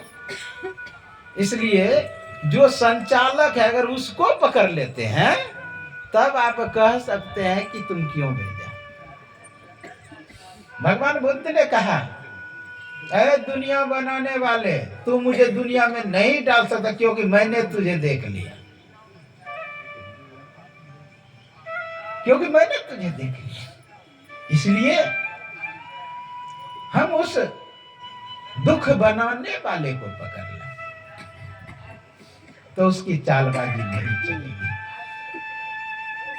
इसलिए दुख त्याग कहा कि अगर मुझे पता चल जाएगा अमुक जगह घटना घटने वाला, क्या जरूरत भगवान के भजन का। जान लेंगे ज्योतिष से कि अमुक जगह घटना घटने वाला है तो हम नहीं जाएंगे वहां पर, क्या जरूरत है भगवान के भजन का। कहा वहां आपको जाना है जैसे जाए, जाना ही पड़ेगा। जैसे आप लोग सुने होंगे जिंदगी के तलाश में मौत के कितने पास आ गए। अच्छा, लोग बचने के लिए ही डॉक्टर के पास जाते हैं। आप देखे होंगे कि जितना लाश डॉक्टरों के घर में उतना किसी के घर में नहीं होगा है? अगर वहां बचने के लिए गया है, जिंदगी के तलाश में गया है, तो जिंदगी मिलना चाहिए वहां मौत कैसे मिलती है। जिंदगी के तलाश में लोग विदेश बड़े डॉक्टर के पास जाते हैं, कोई विदेश में भी जाके मर जाते हैं, उसकी मौत वहीं लिखा हुआ है। इसलिए हवाई जहाज करके पैसा जुटा करके वहां पहुंचते हैं, किस लिए? मरने के लिए। जिंदा होने के लिए थोड़े मरने के लिए जाते हैं। डॉक्टर के पास पैसा जुटा के जाते हैं मरने के लिए। मरना निश्चित है। एक छोटी सी पक्षी बहुत डर रही थी, भयभीत हो रही थी, क्योंकि बाज उसे गौर से देख रहा था। उसी समय गरुड़ आते हैं, कहते तुम क्यों डर रही हो? कहा देखते नहीं, गरुड़ गौर से देख रहा है, लगता है आज मेरा राम नाम सत्य हो जाएगा। कहा चलो मेरे पीठ पे बैठो, तुम्हें इतना दूर पहुंचा देता हूं, वहां गरुड़ ये बाज पहुंच ही नहीं पाएगा। उसको पीठ पर बैठा लिया, 7 समुंदर पार एक पहाड़ के पे ले गया। वहां एक खोहर था, उसी में उसको छोटी सी चिड़िया घुसा दिया, बाहर से पत्थर लगा दिया, कहीं आ जाए बाज तो खोल नहीं पाए। आश्चर्य की बात, जब वहां से लौट के आया गरुड़ तो पूछता है उस पक्षी से, बाज से, कि तुम क्यों गौर से देख रहे थे छोटी पक्षी को? कहा मैं सोच रहा था इसकी मृत्यु 7 समुंदर पार है। हाँ, लेकिन मैं यह सोच रहा था कि छोटी सी पक्षी ये ना उड़ पाएगी, उतना ना जा पाएगी, याद ही है उसकी मृत्यु। ये छोटी सी पक्षी कैसे उड़ के जाएगी 7 समुंदर पार? कहा उसे तो मैं पहुंचा दिया हूं। कहा कहाँ पे रखे हैं? कहा एक पहाड़ के खोहर में गुफा था, उसी में घुसा दिए, पत्थर बाहर से लगा दिए। कहा उसमें एक केकड़ा होगा, उसका गला दबा के मार दिया होगा, जाके देखो। अब जिंदगी के तलाश में मौत के कितने पास है। इसलिए जिंदगी आप खोजने जा रहे हैं, जहां भी जाएंगे मृत्यु, जातो ध्रुवस्य मृत्यु, ध्रुवो जन्म मृत्यु, जिसका जन्म है उसकी मृत्यु निश्चित है। वेद व्यास का जो नाना था, वेद व्यास का नाना, वो मौत से बहुत डरता था। तो वेद व्यास को कहा गया, हाँ, तुम्हारा नाना मरने से बहुत डरता है। कहा चलिए आज खता बही वहां रद्द करेंगे। हाँ, उसको नाना को लेकर के नारद के पास गया, भगवान विष्णु के पास गया। कहा नहीं मेरा ये काम नहीं है। जमराज के पास गया, कहा ये भी मेरा काम नहीं है। धर्मराज के पास गया, वहाँ लिखा हुआ, जब खता बही निकाला तो उसमें लिखा हुआ था, जब साथ में व्यास हो, नारद हो, विष्णु हो, ब्रह्मा हो, शिव हो और जमराज रहे, धर्मराज रहे, उसी समय उसकी मृत्यु हो गई। वहीं पर वो मर गया। गया था खाता रद्द करने के लिए धर्मराज का, वहीं उसकी मृत्यु। कहने का भाव, जहां आपको मृत्यु लिखा वहां जाना होगा, चाहे जैसे जाए। आपको संभव नहीं है यहाँ से कि ऋषिकेश हम आज ही चले जाएंगे, लेकिन कुछ वैसा संयोग होगा कि आप तुरंत हेलीकॉप्टर पकड़ेंगे और तुरंत वहां जाएंगे। एक व्यक्ति के साथ हुआ नगोछिया का मित्री था, कोई दूसरे आदमी टिकट कटाया था, संयोग से उसके नाम पे वो गए।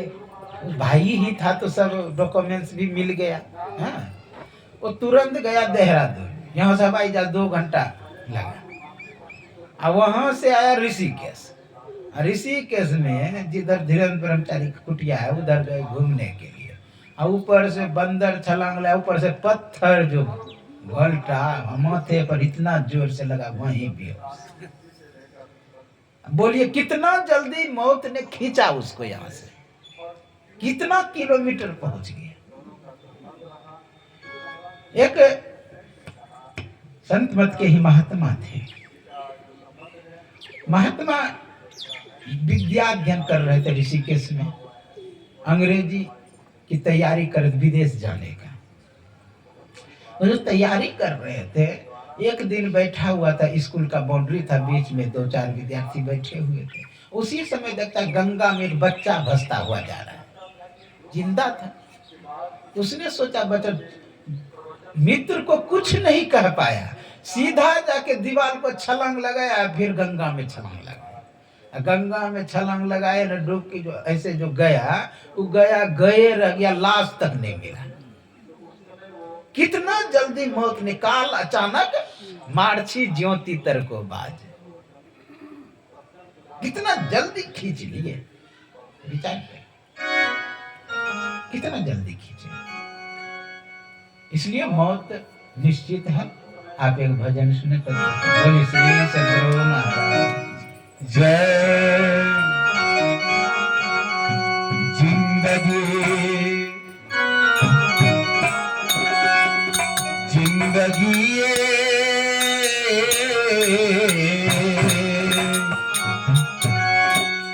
जिंदगी ये किराए का घर है। एक न एक दिन निकलना पड़ेगा। जिंदगी ये किराए का घर है, एक न एक दिन निकलना पड़ेगा। मौत जब तुम्हें कोई आवाज देगे, मौत जब तुम्हें कोई आवाज देगी,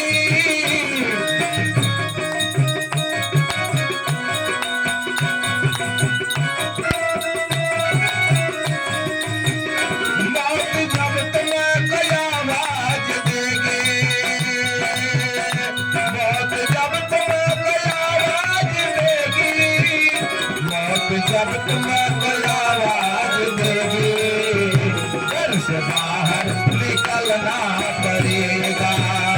मौत जब तुम्हें कोई आवाज देगी, घर से बाहर निकलना पड़ेगा।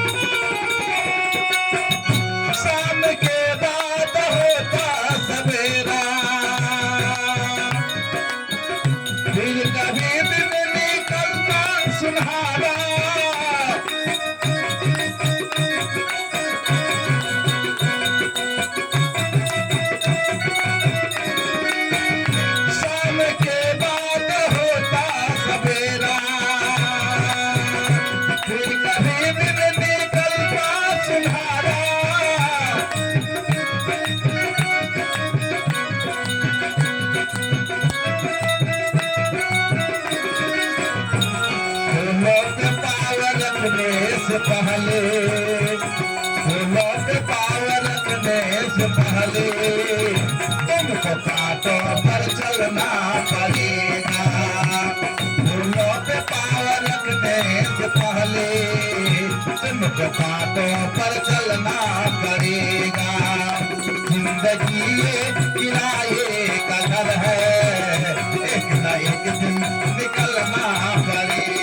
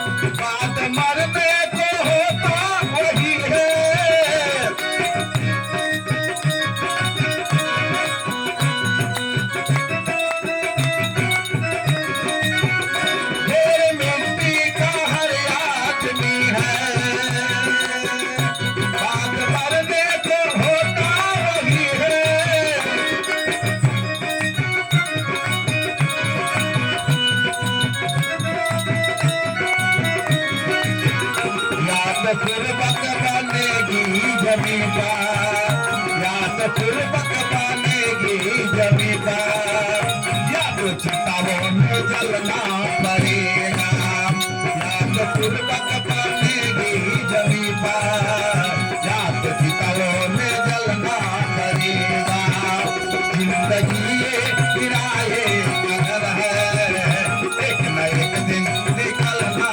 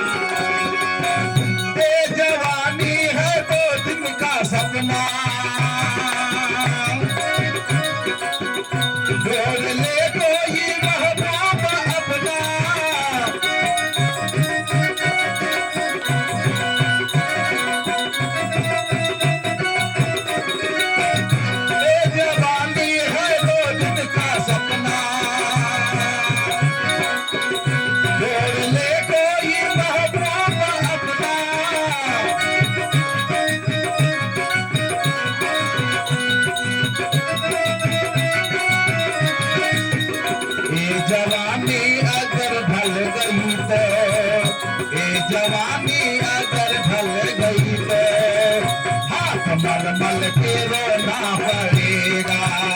ये जवानी अगर ढल गई तो हाथ मलमल के रोना पड़ेगा। जिंदगी एक किराए का घर है।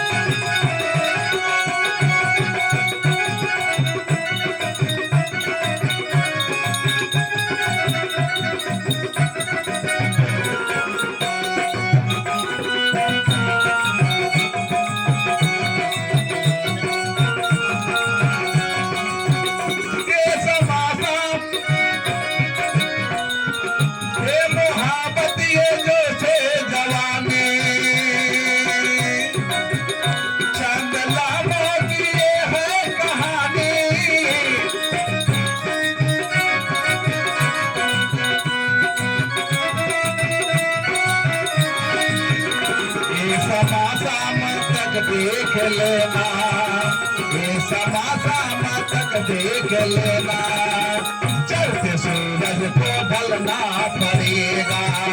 ये समासाम तक देख लेना, चढ़ते सूरज को ढलना पड़ेगा। जिंदगी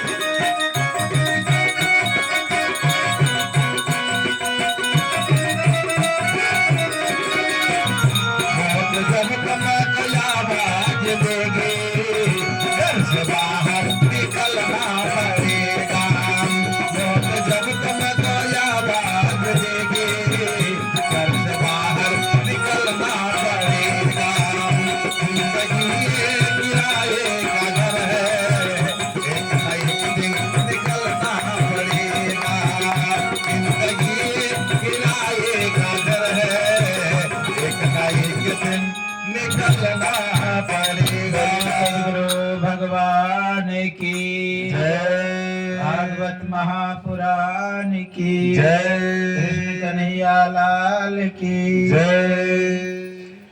देवहूति को ये जो आचार्य हैं कपिल मुनि यह समझा रहे कि दुख से उपराम होने के लिए, दुख से निकलने के लिए आपको भगवान की भक्ति करना होगा, भगवान का भजन करना होगा। जब तक भगवान का भजन नहीं करेंगे तब तक कल्याण नहीं होगा। कहा उस भगवान को हम ना देखते हैं, ना सुनते हैं, ना सूंघते हैं, ना ही स्वाद ले सकते हैं, तो कैसे मैं मानूं कि वह भगवान है ही? ये प्रश्न है। और सांसारिक लोगों का भी यही विशेष प्रश्न होता है, क्योंकि शास्त्रों में आया है अशब्दम स्पर्शम रूपम अव्यम तथा रसम नित्यम अगंध वच्यत का अरूप है, अगंध है। लेकिन फिर शास्त्रों में भी आया सहस्रखा, सहस्रों सिर वाला, सहस्र पुरखा, इस तरह आए। तो कैसे है? क्या वह नहीं है? कहा माते ऐसा नहीं कि वह नहीं है, हमें दिखाई नहीं देता है, क्योंकि स्थूल इंद्रियां से सूक्ष्म को हम नहीं पकड़ सकते हैं। हम चाहेंगे कि ट्रक का जो रिंच है उससे चाहेंगे कि सुई का पेच खोलने के लिए, क्या कभी खोल पाएंगे? एक झूठ ही खेल करना होगा। यह जो घड़ी का जो पेच है या रिंच है, उससे चाहेंगे ट्रक का पेच खोलने के लिए, क्या खोल पाएंगे? नहीं खोल पाएंगे। उसी तरह ये हमारी स्थूल इंद्रियां है, आंख भी स्थूल है, कान भी स्थूल है, जिह्वा भी स्थूल है, नासिका भी स्थूल है, हाथ पैर आदि इंद्रियां भी स्थूल है। इस स्थूल इंद्रियों से हम सूक्ष्म को नहीं पकड़ सकते। जिस तरह आंख का विषय रूप है तो रूप हम देखते हैं, कान का विषय शब्द है, हम अनुभव करते हैं। जिह्वा का स्वाद है, नासिका का गंध है। उसी तरह जीवात्मा का विषय परमात्मा है। क्या आत्मा को आप देखे हैं? आत्मा को नहीं देखे हैं। वो सूक्ष्म है, इसलिए सूक्ष्म से ही सूक्ष्म को पकड़ा जा सकता है। कहा दिखाई क्यों नहीं देता है? कहा अति दूरात सामीप्य इंद्रिय घतान मनोनवस्थाना। सांख्य दर्शन में यह श्लोक है, अति दूरात, अति दूर में कोई वस्तु हो तो दिखाई नहीं देता है। अति सामीप्य, अति समीप में भी हो तो वस्तु दिखाई नहीं देता है। जैसे आंख के नीचे क्या लगा हुआ हमें दिखाई नहीं दे रहा है। यहाँ तक कि हम सीधा बैठा हूं ना, हमारे गले में माला है कि नहीं है ये दिखाई नहीं देता है। यहाँ तक कि मेरे शरीर पर वस्त्र है वह भी नहीं दिखाई दे रहा है। तो अति दूरात सामीप्य, अति समीप में हो वस्तु दिखाई नहीं देता है। इंद्रिय घतान यानी इंद्रियों में खराबी हो, आंख खराब हो तो वस्तु दिखाई नहीं देता है। सूक्ष्म्यात यानी सूक्ष्म हो तो वस्तु दिखाई नहीं देता है। जैसे हाथ पे बहुत से ऐसे कीटाणु है जो दिखाई नहीं देता है, सूक्ष्मदर्शी से देखेंगे दिखाई देने लगे। ऐसे बहुत से कण इस आकाश में भ्रमण कर रहे, आपको दिखाई नहीं देता है, लेकिन सूक्ष्मदर्शी से देखेंगे तो दिखाई देने लगेगा। सूक्ष्म्यात धीर व्यवधानात, कोई व्यवधान भी हो तो वस्तु दिखाई नहीं देता है। यानी दीवाल है, दीवाल के उस बगल में क्या हो रहा है दिखाई नहीं। इस तरह कई मनोनवस्थानात, मन भी एक जगह नहीं हो ना तो दिखाई नहीं देगा। इसलिए क्या हो रहा है, अगर मन कहीं और चिंतन कर रहा है तो दृष्टि भी वहीं जाती है, इसलिए वस्तु दिखाई नहीं देता। अति दूरात सामीप्य इंद्रियगता मनोनवस्थानात। का उसको कैसे प्राप्त करेंगे? पंचविंशति तत्वज्ञो यत्र तत्राश्रमे बसे जटी मुंडी सिखी वापी मुच्यतो नात्र संशय।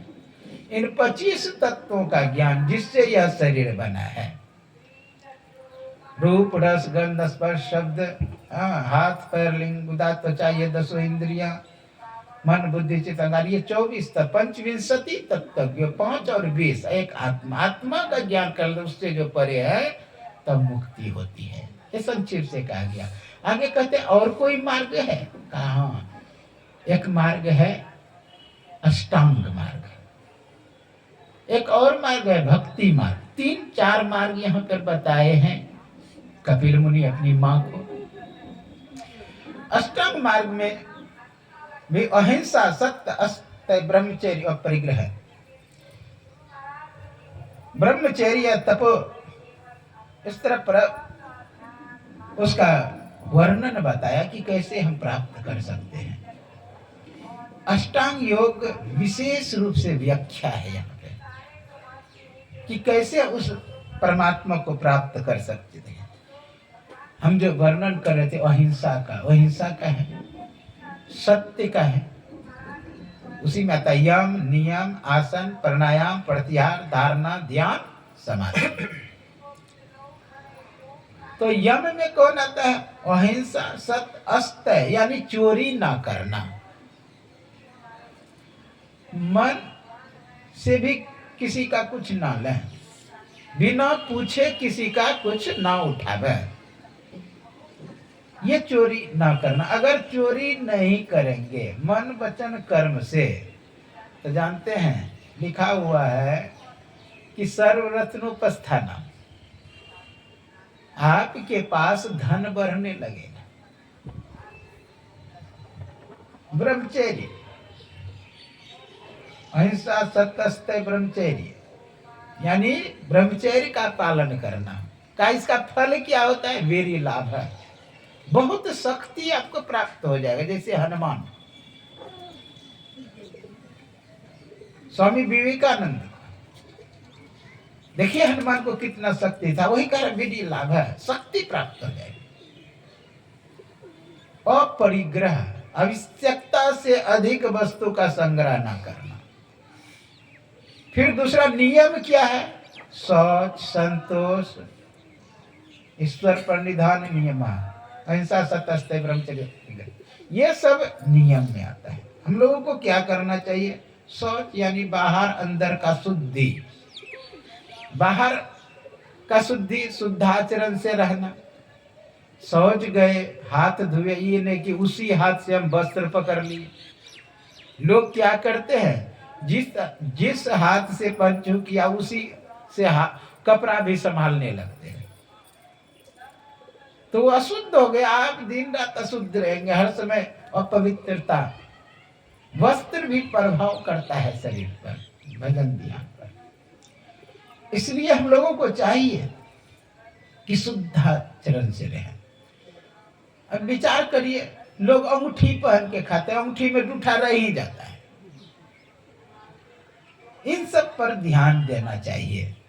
बाहर की भी पवित्रता और अंदर यानी मन में जो कूड़ा करकट आता है, मन में जो गंदगियां आती है, बाहर वैसे कितना भी साफ कर लेंगे, अगर अंदर साफ नहीं हुआ तो आप साधना में आगे नहीं बढ़ पाएंगे।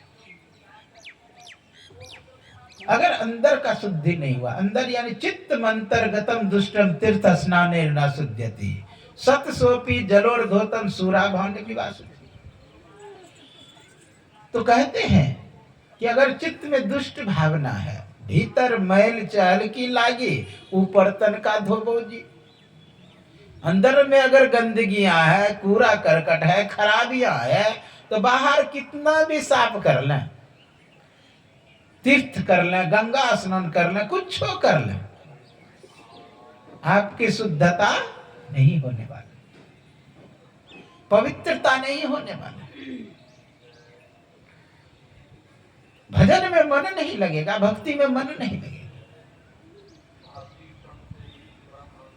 सुनते हैं कि दो भाई थे, एक सत्संगी थे, एक गैर सत्संगी थे। उसके मन में हुआ कि मुझे जाना चाहिए तीर्थ करने के लिए। तीर्थ करने के लिए जब जाने लगे, भाई ने कहा, देखो ये बर्तन है कद्दू का, इसे तुम लेते जाओ। जिस जिस तीर्थ में स्नान करना, नदी में, उसमें इसको भी स्नान करना। जिस जिस मूर्ति का दर्शन करना, इसे भी कराना। इस तरह कह के भेज दिया, चले गए। जब गए, जिस जिस नदी में स्नान किया, गंगा, यमुना, सरस्वती, कावेरी, गंग, सब में स्नान किया और उसको भी कराया। और जिस जिस तीर्थ का दर्शन किया उसे भी कराया, उसमें पानी भर के लाया।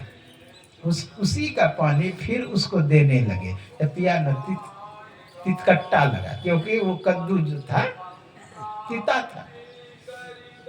वही कहता है कि हरि बैल की कोरी तुमरिया सब तीर्थ करी आवे, जगन्नाथ के दर्शन करके अजहू न गई करवाई। अंदर में अगर कूड़ा करकट भरा हुआ, बाहर कितना भी आप सफाई कर लें, वह सफाई नहीं होने वाला है। इसलिए अंदर को साफ करें। अंदर में जो गंदगियां है, कूड़ा करकट है, अंदर में दुष्ट भावना है, तीर्थ स्नान ना शुद्ध्यति सतसोपी जलोर्धोतम सूरा भांड निवास। जिस प्रकार की मदिरा का पात्र सैकड़ों बार धोने के बाद भी शुद्ध नहीं होता है। बहुत सुंदर एक संत कहते हैं, माधव मोह पास क्यों टूटे, बाहर कोटि उपाय करिए, अभ्यंतर ग्रंथि न टूटे।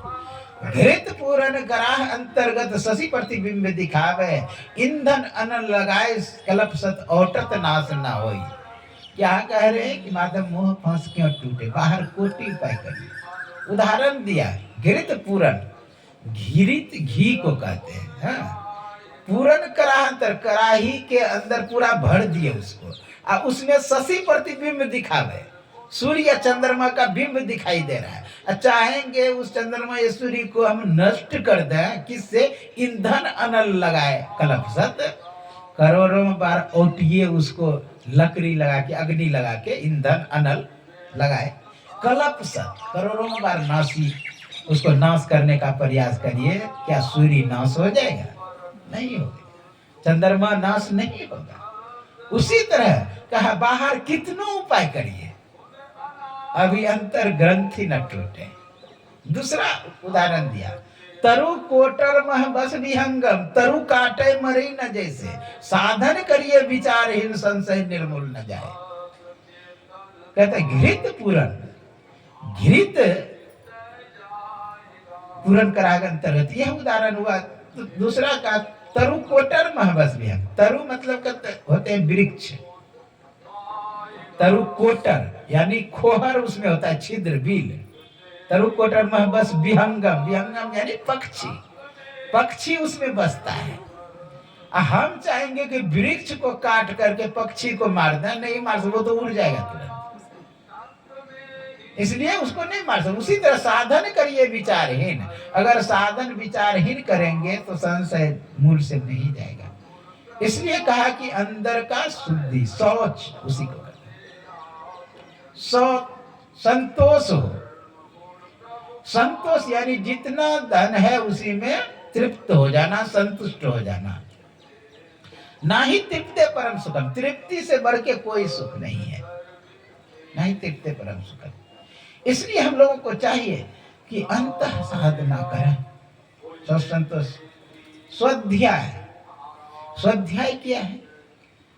स्वाध्याय धर्म ग्रंथों का पठन पाठन करना, यह भी एक स्वाध्याय है। और एक स्वाध्याय क्या है? आप जब ध्यान भजन कर रहे हैं, जो भी अनुभव हुआ, हाँ, उसको बार बार याद करना, यह भी एक प्रकार स्वाध्याय है, ये भी अध्याय। और परमात्मा की ओर चलना भी, यानी ध्यान सत्संग करना, यह भी स्वाध्याय में ही आता है। स्वाध्याय अस्तक, स्वाध्याय करना। और ईश्वर पर निधान, ईश्वर पर समर्पित रहना, एक तत्व का दृढ़ अभ्यास, यानी ईश्वर पर समर्पित करना। इस तरह करेंगे तो यम नियम का पालन हो जाएगा। तब होगा आसन, किसी आसन से देर तक बैठने का अभ्यास करना, यह आसन है। प्राणायाम, प्राण को रोकने का अभ्यास करना, प्राणायाम। यम नियम, आसन, प्राणायाम। प्रतिहार, प्रतिहार यानी जहां जहां मन भागे वहां से लौटा लौटा करके ध्येय में लगा। इस तरह प्राणायाम, प्रतिहार, धारणा, फिर एक ही रहे जो इष्ट मूर्ति है उसमें लग जाना, यह धारणा। फिर ध्यान, तब है समाधि। इन सब का भी आप लोग व्याख्या सुनेंगे। शाम में समय हो रहा है, इसलिए थोड़ी देर नाम संकीर्तन करें, तत्पश्चात कथा सुनेंगे। आप लोग शाम में समय से आएंगे। आगे बहुत सुंदर कथा है, सती चरित्र। हाँ, सती के भगवान शंकर के विषय में भी आप सुना, आज ही सुनेंगे। ध्रुव का वन गमन, और पृथु के चरित्र सुनेंगे। ध्रुव वंश का वर्णन, प्रियव्रत के वंश का वर्णन। इस तरह भरत चरित्र सुनेंगे। आप लोग समय पर आने का प्रयास करेंगे। बोलिए सद्गुरु भगवान की जय। श्री कृष्ण गोविंद हरे मुरारी, हे नाथ नारायण वासुदेवा। श्री कृष्ण गोविंद हरे मुरारी, हे नाथ नारायण वासुदेवा। श्री कृष्ण गोविंद हरे मुरारी, हे नाथ नारायण वासुदेवा। श्री कृष्ण गोविंद हरे मुरारी, हे नाथ नारायण वासुदेवा। हे नाथ नारायण वासुदेवा, हे नाथ नारायण वासुदेवा। हे नाथ नारायण वासुदेवा, हे नाथ नारायण वासुदेवा। हे नाथ नारायण वासुदेवा, हे नाथ नारायण वासुदेवा। हे नाथ नारायण वासुदेवा, हे नाथ नारायण वासुदेवा। श्री कृष्ण गोविंद हरे मुरारी, हे नाथ नारायण वासुदेवा। श्री कृष्ण गोविंद हरे मुरारी, हे नाथ नारायण वासुदेवा। हे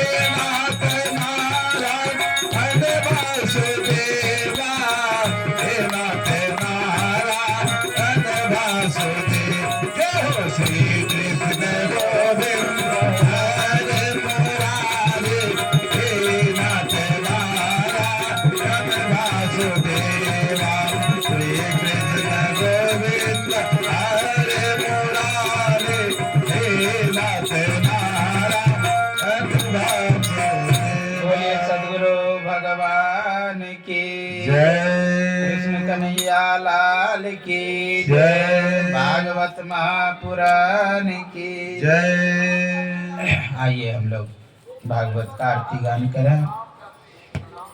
आरती अति पावन पुराण की आरती अति पावन पुराण की धर्म भक्ति विज्ञान खान की धर्म भक्ति विज्ञान